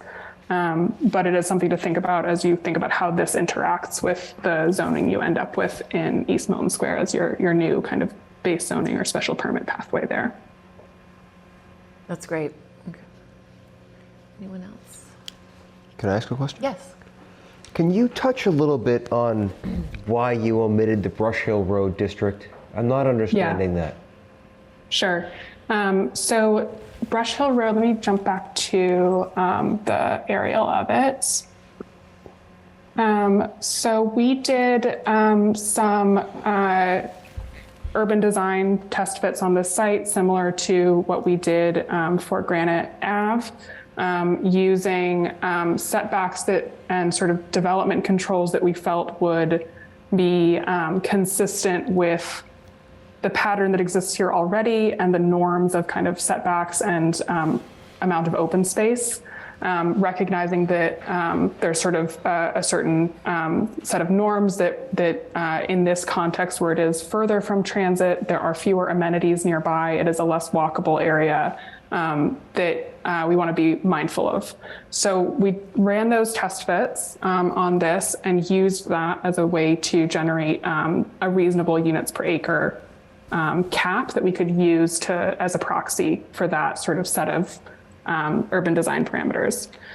And after putting that into the model, the result was so low in density that, and because this is actually quite comparatively a large area that would be zoned in that way, it really brought the numbers for the entire sort of collection of sub-districts down.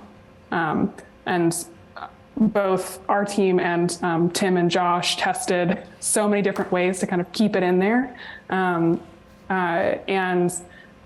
in all of those versions, it really brought the whole the whole district concept down below the density metric. So there wasn't any combination of this and other sub-districts that we could come up with that hit that 15 units per acre minimum without opening this area up to much denser development that we felt was not reasonable given its sort of level of access and infrastructure. Did you do it as all three, or would it be possible just to take that southernmost portion and run your, adjust your parameters a little bit and run your model just on that one? So there's a little bit of a wrinkle, which is that this, can you see my cursor on here as I'm going? Okay. So this sort of slightly oddly shaped skinny parcel is actually in the parcel data is tied to this southernmost larger parcel. So those two cannot be separated because the model is based on the parcel data. So you can't subdivide parcels. A parcel is either included or it's not included. I'm sorry, in the model or in reality? I mean, I get the model won't let you do it, but in reality, could somebody just build that bottom and not touch that top? I don't see why not. Yes, they could, but the zoning, the 3A districts, the zoning district has to include all of a parcel or none of a parcel. So it's not to say that somebody can respond to it however they choose, but the zoning itself has to be full parcels. What about the middle one?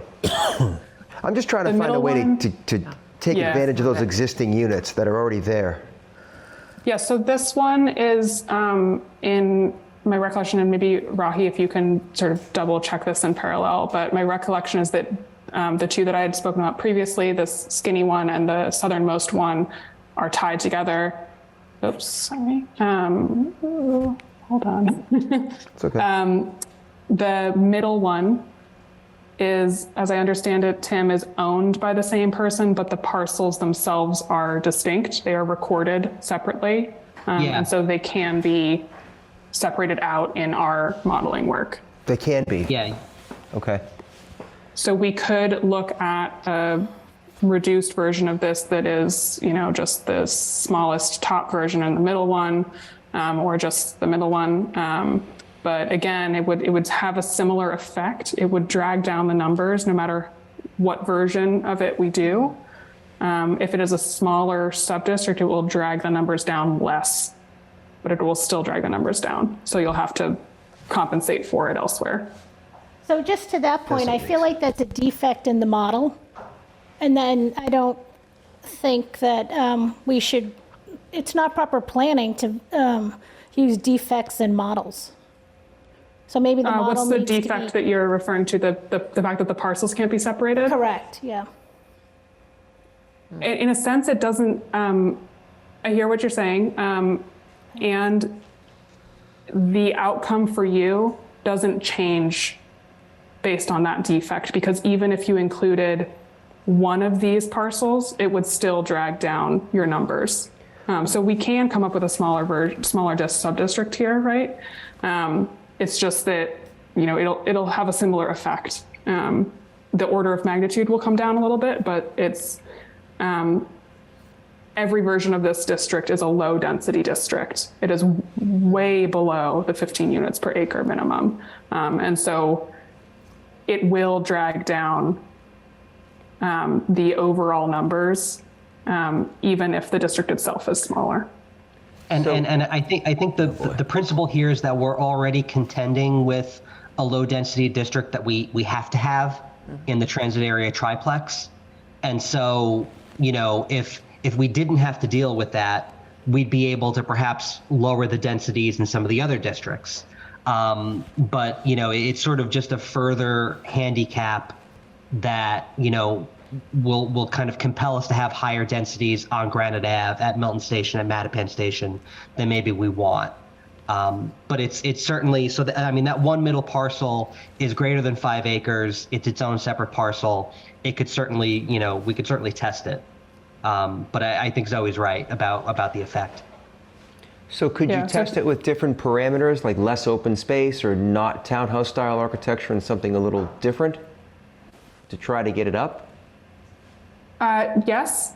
And I guess I would kind of zoom back out to the sort of the bigger planning question, which is this the part of your town where you think significant higher density development is best placed?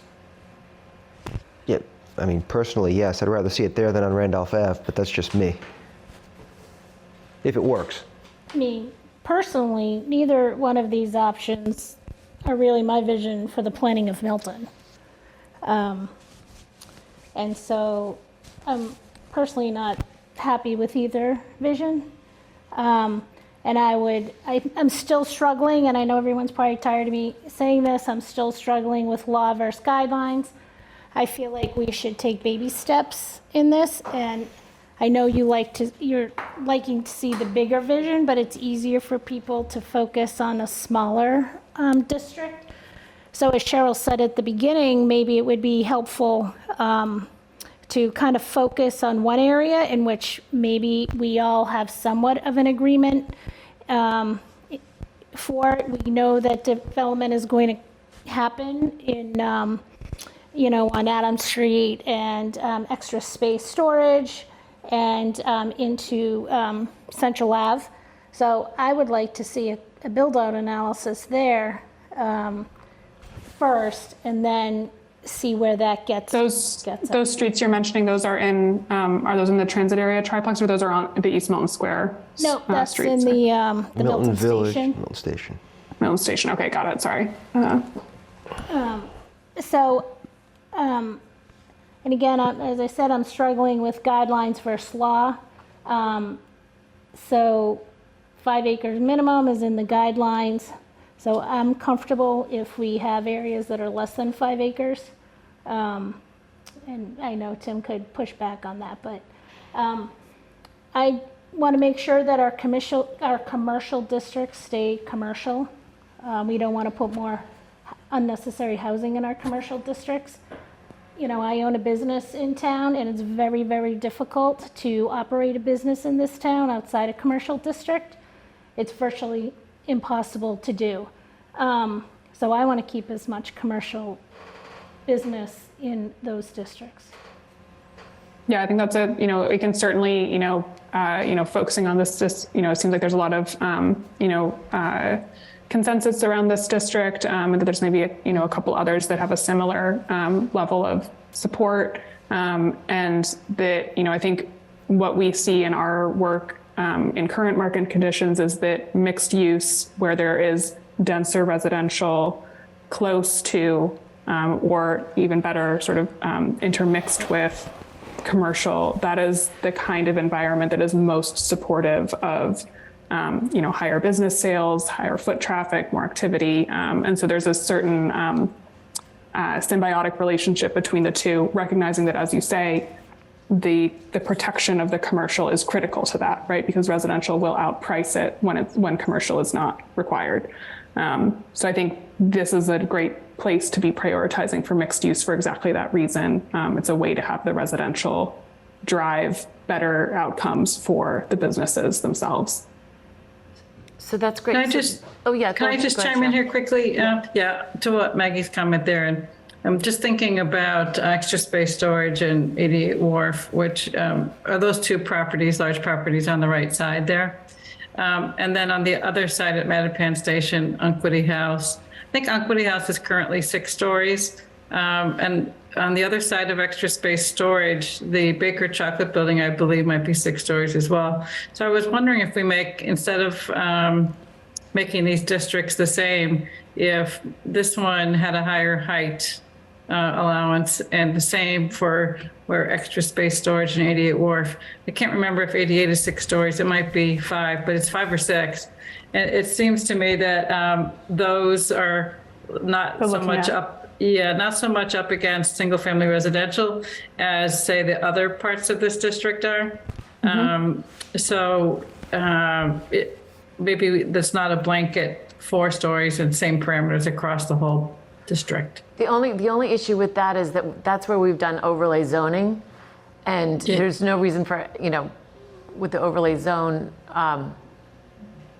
parameters. I think you're going to Adams Street properties, which are, there are, I think this is where they were going to have the commercial be a requirement. That's, I agree about the commercial being a requirement here. But I think that was part of particularly when we were doing the overlay zoning in the Milton Village, that was a concern. The height was a big part of that, and I just wouldn't want to eliminate. Yeah, 88 Wharf is already 6 stories, I think. Right, but that's set down low. That's set down in a much lower. So that's something that I guess I'd have to look at the specifics of the law to understand how this would interact. But as I mentioned sort of at the outset, right now we're talking in terms of stories.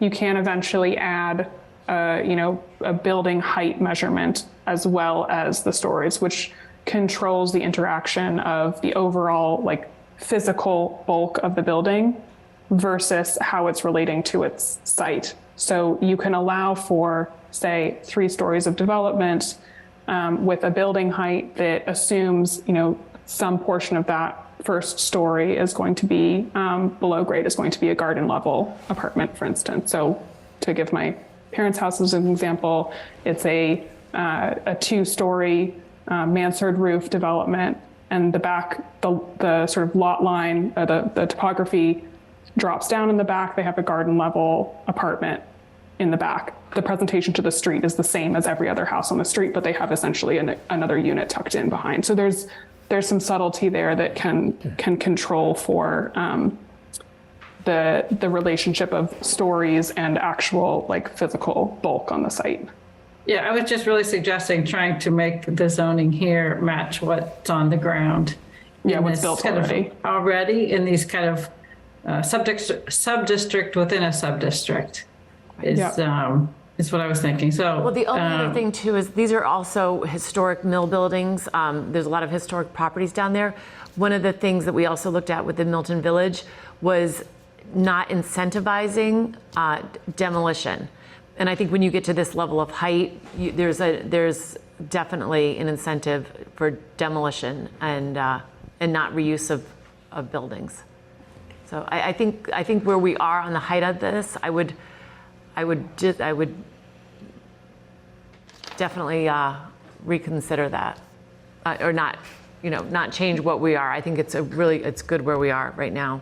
Yeah, I have a comment and a question for Zoe. My comment is that I just Brush Hill Road, Randolph Ave don't seem consistent with what the whole intent is, to develop areas like that. It's a departure, it's a strategy, really, that's what it is. And it just doesn't make good sense to me. I'm still an advocate for zoning what's right for Milton, and I recognize that, we have this number that's hanging over us. Yeah. And I think you're hearing from residents that are really upset of how their neighborhoods are going to be changed. When the folks in East Milton start considering how East Milton's going to be changed by the numbers that are in these models, it's going to be, they're just not even paying attention to it right now, but they're going to hear about it. So Zoe, my question is, if we had a reclassification to a 10% requirement, how many of the issues that we're all speaking of tonight would be easily resolvable? You mean as in having the state reclassify whether you are a rapid transit community? Correct. I don't think it's worth entertaining that because I don't think it's going to happen. That wasn't my question, though.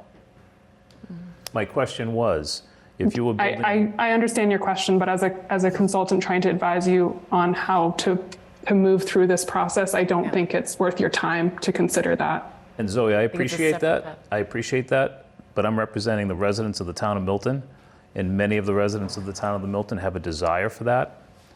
So that's the basis for my question. I appreciate your advice, but of the concerns that we have here, and we're juggling a lot of different concerns, would many of these go away if we had a 10% classification?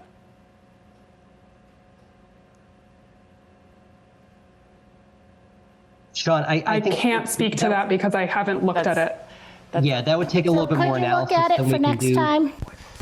I think I'm not comfortable doing that. Yeah, it's not, that's a whole different, two different things, I think. All right, so I think, I think Granite Ave, I think there's consensus on that, the Milton Station. I push back is I only have consensus on 2 Granite Ave. 2 Granite Ave, that's what Yeah, I don't have all Granite Ave. Sorry, 2 Granite Ave is what, well. Yeah. Interesting. Two Not including Granite the Ave DPW yard? we wouldn't be able to do solely 2 Granite Ave. It doesn't meet the threshold for the size of a sub-district. Which I understand that, and as I said earlier, I am questioning the 5-acre minimum. How big is 2 Granite Ave, Tim? 4 acres or 3? It's less than 4, more than 2. I think our goal is to find out, if we are going to be compliant with what we're being told with the information, that we make this the best possible that we can. And I think there is consensus, but I think there's work to be done with 2 Granite and with the triplex area. And So is the goal to try to give these guys something to look at? yes, in the next we need to 3 give our minutes? consultants guidance. That's okay, I get it. Yeah. So does would that, you look at the whole Granite Ave transit area? Would you? I don't believe 700 units on Granite Ave is. No, but that's what they would look at. What can we do less than that? I don't believe 700 is good either. But maybe we look at 300. And it's not. 300 is not right either. Okay. We're down to 554 in the Granite Ave district. Which spot out is Just as actually a- Ken. just Getting as a warmer. comparison, It's getting Jim, warmer. As a comparison, North Quincy is 601. North Quincy T Station, with the target But underneath? it's on a much smaller acreage. I don't want to be North Quincy T Station. No, but it's on a smaller, you have to compare the acreage and. What is So they're already down, he said he's already down to 500 something. Yeah. You're saying the North Quincy acreage is smaller than what we're talking about here? Yes, The American Legion Hall This is and an the DPW uncommonly yard. large parcel yeah. for a community that's as built out as yours.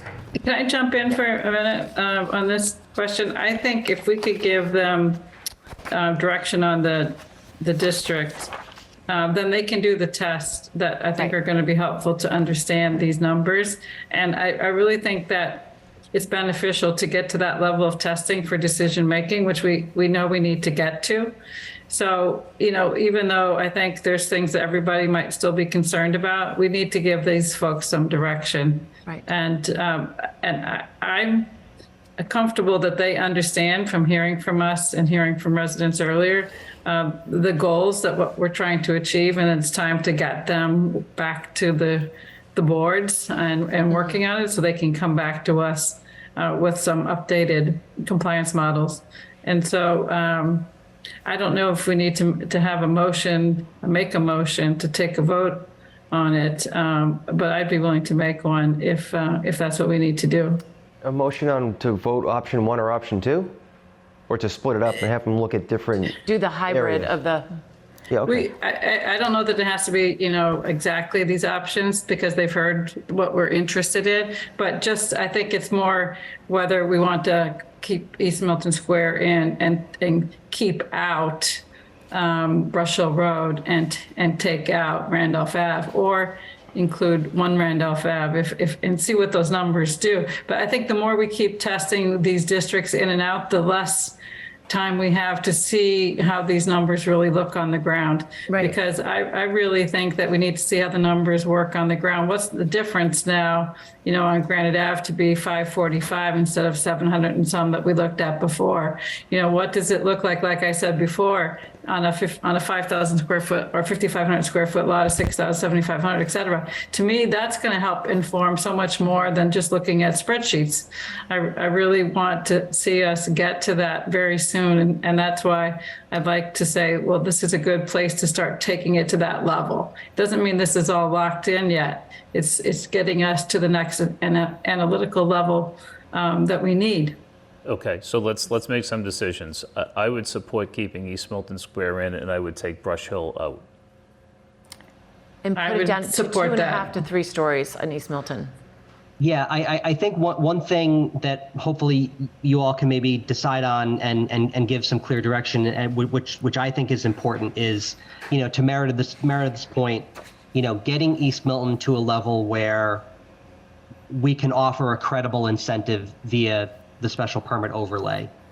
And I think the trade-off there, because we're going to lose on some unit capacity,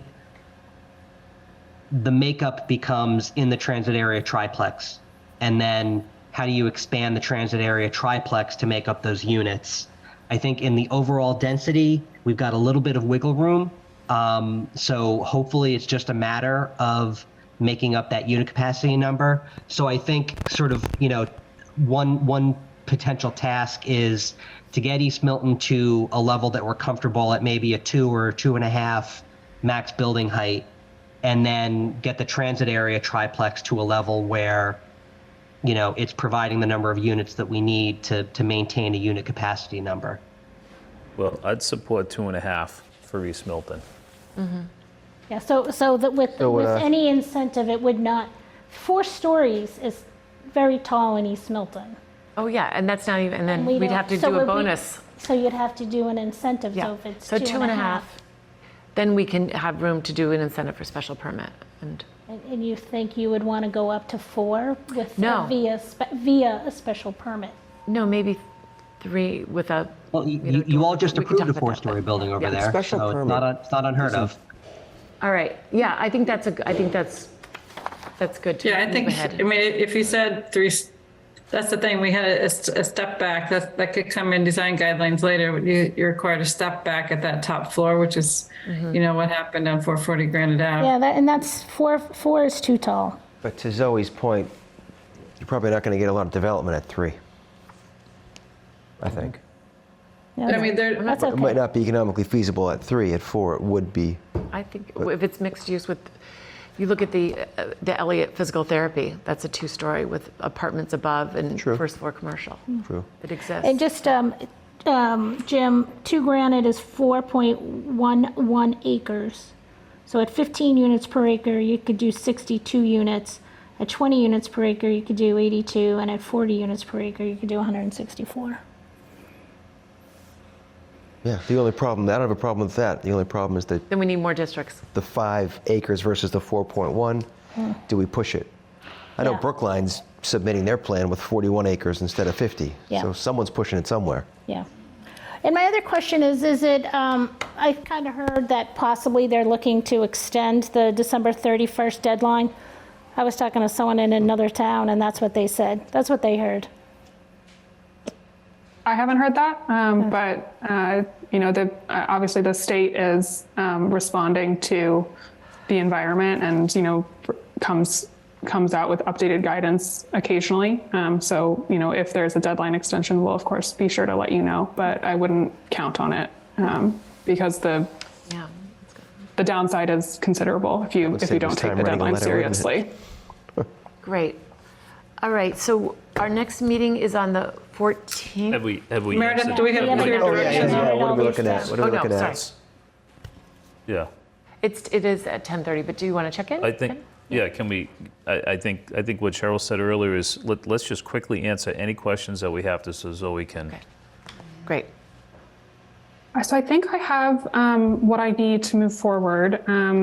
The only sort of, I think, gray area that we've left is if in order to reach these sort of urban design parameters, I'll say, for East Milton Square and for the transit area triplex, if that requires adding back in Randolph, one of the Randolph districts, do you have a preference as to which one we add back in? And do you have a preference as to whether we incorporate Randolph Ave or expand the transit area triplex more? I was kind of wondering if we could, we have some parcels on just outside the transit triplex that we created zoning for a few years ago and no one's taken advantage of. And it's on the corner of Brook Road and Blue Hills Parkway and Laurel. And it's like a service station, a food mart, a burnt down Knights of Columbus. So I'm kind of wondering if we could look at that and provide an opportunity for those residents to take advantage of this. And it would be, slightly outside of the half mile. But Maggie, there's also some 3 families next to that, or at least one. It's actually a 4. Isn't that in the half mile? I thought that was in the half mile. I think it is in the half here? mile. Yeah, Yes. it's down there somewhere. Exactly. Yeah, at the corner of Brook Road and Thatcher Street. Yeah, so let me jump down to That's in here. it. That's a good call. Yeah. So That's a good call. we had pulled that out. Let me just make sure I'm giving you full information here about why we did that. So in this area, there are quite a few parcels that are below 5,000. So that was our initial reason for pulling back from that area. But as you can see, there are parcels here that would still be viable.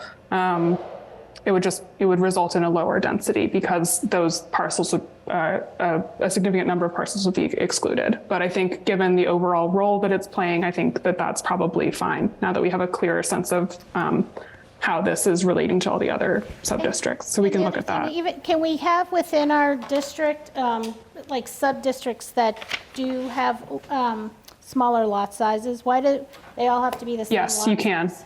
Yeah. You can. You can create, like, within, as long as they're all contiguously, like they're all touching one another, to count towards that 50% contiguous area. You can subdivide within it to give different dimensional parameters, zoning parameters for different sort of sub areas. So you can certainly, if you think that it makes sense to allow development on smaller lot sizes in this area, we can alter that parameter. Can you go back to the district as you calling the triplex now, just to see where this falls related to that? So this is, so it would be down here. So in order to kind of make it contiguous, what we'd be looking at is sort of pulling this area along, looks like Briarfield Road, Hawthorne Road, Fairfax, and Brandon would be sort of the way to connect to this. Could it actually connect on the other side of the parkway instead? Yeah, as long as there's parcels that span the street, yes. I will just also note that this area has even smaller parcels, so it is a little bit more challenging. You'd want to probably hug the east side of the parkway to get down there. Yeah, you could, for instance, have on either side of the parkway, you could just pull the parcels that are facing on the parkway and then use that to connect here, for instance. It may not be bad to include. Cater library. No, I was thinking the school and the church, and only because over time, schools and churches, may change use. A school affiliated with the church, it may not be. It may not be in the near future, but they are large land parcels there. Yeah, and the old temple up on Blue Hill Ave could do, if you are pushing 5 acres, you could do that, a 5-acre parcel up there. I thought we couldn't do schools and churches. If it is publicly owned land, you cannot count it towards this, which is basically saying that, you know, that land is currently out of the private market. It cannot be developed as anything but what it is currently, unless a public sector entity releases it from that state. So that's the, I think that's probably the parameter, the restriction that you're thinking of, which can apply to like school sites if they are a public school site. Yeah, the one I'm referring to is a private school. Yeah, But so it would not be affiliated with the subject to church, that. yeah. Which one? The Kidder Library? St. Mary's. No, the St. Mary's. Or St. Mary's of the Hills? All right. Again, I'm not suggesting that these are things that are going to happen anytime soon, but I just am curious what would happen in terms of the compliance model if those were included. That seems like a long way to stretch. I mean, you see where the church is. St. Mary's is even further away. Unless it's 5 acres. Not the church, the school. I'm assuming this is a School. church based on its Right. form. But across the street is a school. Oh, I thought you mentioned the church. Yeah, we said church I was- and school. So how about we do this? It sounds like there's this area here seems like, you know, if we're going to expand the transit area triplex district, this is an area that makes sense, and we could give it custom parameters. And that is there some level of consensus that connecting to it via Blue Hills Parkway, just the parcels on either side, is a reasonable starting point? And then, you know, once we get there, we can, you know, fine tune individual parcels. But like from a broad perspective, does that sound about right? I think so. I think we'd like to see that Knights of Columbus area that Yeah. be developed. I want to understand what was the intention with St. Mary's? Is there? Well, it depends how many units we need to add to this area. It's just, I'm not sure what that does in the model and how the minimum lot size impacts that. It's just a large parcel in that area, Sean, that's all. Yeah, I get it. We were trying to connect I'd like that to accomplish it without it. Yeah. Yeah. My preference. Yeah, so let's come back to you with it, and you can see it with the numbers there, and we can, that's like kind of those kinds of like individual parcel level decisions I think are probably best done once we have the sort of updated numbers to decide it with. But I think it's, you know, I think you're talking through something that's valuable to consider. Might just be hard to make a decision without more information. Thank you I think, so much. I think it would be, my preference would be to really look at this district, as I think others have said, rather than the Randolph Ave, an isolated parcel. Because then I really think the transit area and East Milton Square and Granite Ave all make sense for their own reasons. That's in a lot of the communities we've been working with, some version of that is where people have landed, because by focusing multifamily housing in areas that already have some level of amenities and infrastructure, you help to reinforce those amenities and infrastructure for the whole town. So it has this sort of co-benefit, recognizing, of course, that this is something that's new for Milton in a lot of places and is scary for that reason, that concentrating in the areas where it could benefit you the most in terms of reinforcing the assets and infrastructure and amenities that you care about is a really valid and proven approach that a lot of communities are taking across the board, different levels of density, different characters. And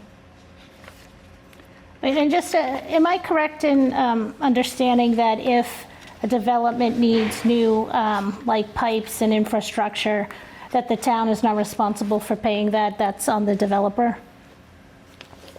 And I don't know the details of your parameter, like your local regulations enough to like 100% confirm, but yes, generally speaking, that is on the developer. That is a cost that is associated with their development, their proposal, their financial pro forma. It's something they have to build into their costs. Can I just ask you, how quickly do you think you could turn a new set of compliance models around?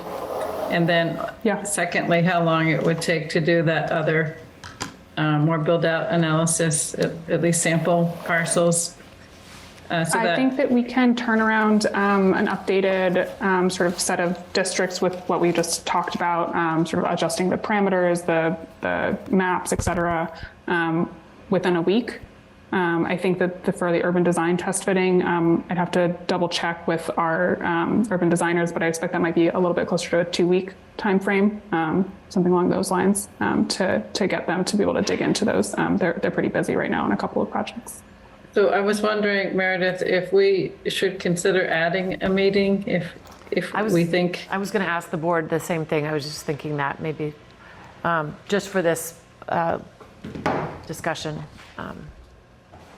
Yeah, I mean, I think it's really been nice to have a good chunk of time for this tonight. Yeah. And so if we could have a meeting that's dedicated to it, I think that would be really beneficial. I do too. So we would be looking at 31st? I was thinking, they need 2 weeks, right? So you're going to give you I was thinking the weekend 1 after. week for the, oh, okay. A week after Labor Day, like that first, The 7th? the 7th? Yeah. 7th works for me, if it works for these folks. 7th works for me.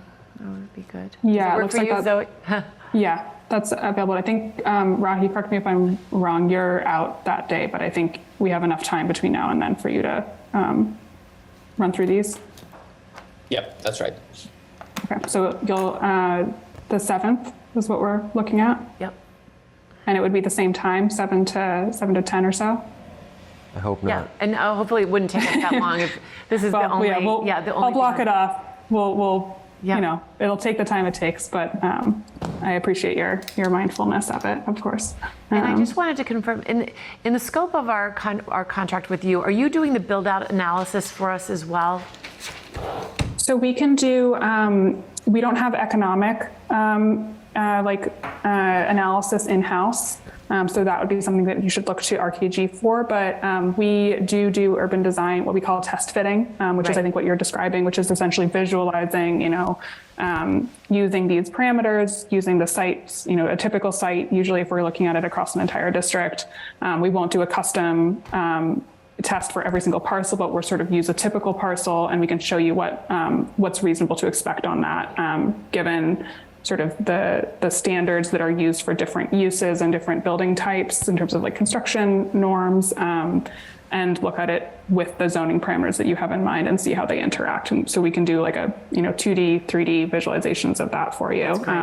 That's great. Yeah. And how many back and forths do we get? Like how many shots at this do we get? Is it unlimited until our time runs out, or? Well, we have nobody likes to talk about money. We have a fee. So you have us for whatever you need us for the most, up to that limit. So what does that mean? I'm sorry. So is that we're working on getting Zoe, I didn't even open up the document. I assume it's the same, a little less than $20,000. Yeah, it's the same number. Yeah, which we'll be paying out of some of the grant money that we've gotten from the state. Just to kind of, the state of play on those grants. We got a $50,000 grant last year, another $30,000 grant this year.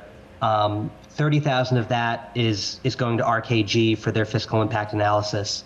Another 20,000 of that is going to UTIL to kind of continue this work. So there is still, a bit of a pot of money if, I'm not concerned about the money running out. I'm actually more concerned about the time running out. So, we're going to be executing a contract with UTIL to continue this work, hopefully next week. And then, if we need to add more fee to that, we've got the availability to do that. Great. All right. Perfect. Thank you. All right. Thank you so much. We really appreciate your time tonight. Likewise. Thanks for sticking with it with us, and now you have a good homework to take back. Thank you, Zoe. Great. All right. Okay, so that I believe completes all the work that we need to get done tonight. And Tim just gave it a little budget update. So I think if there's not anything else, we are ready to have a motion to adjourn. Motion to adjourn. Second? All right. All in favor? Well, roll call. Yes, Maggie? yes. Yes. Yes. Cheryl? Yes. And myself, yes. Sweet. Good night. Thank you. Good night, everyone. Thank you. Night.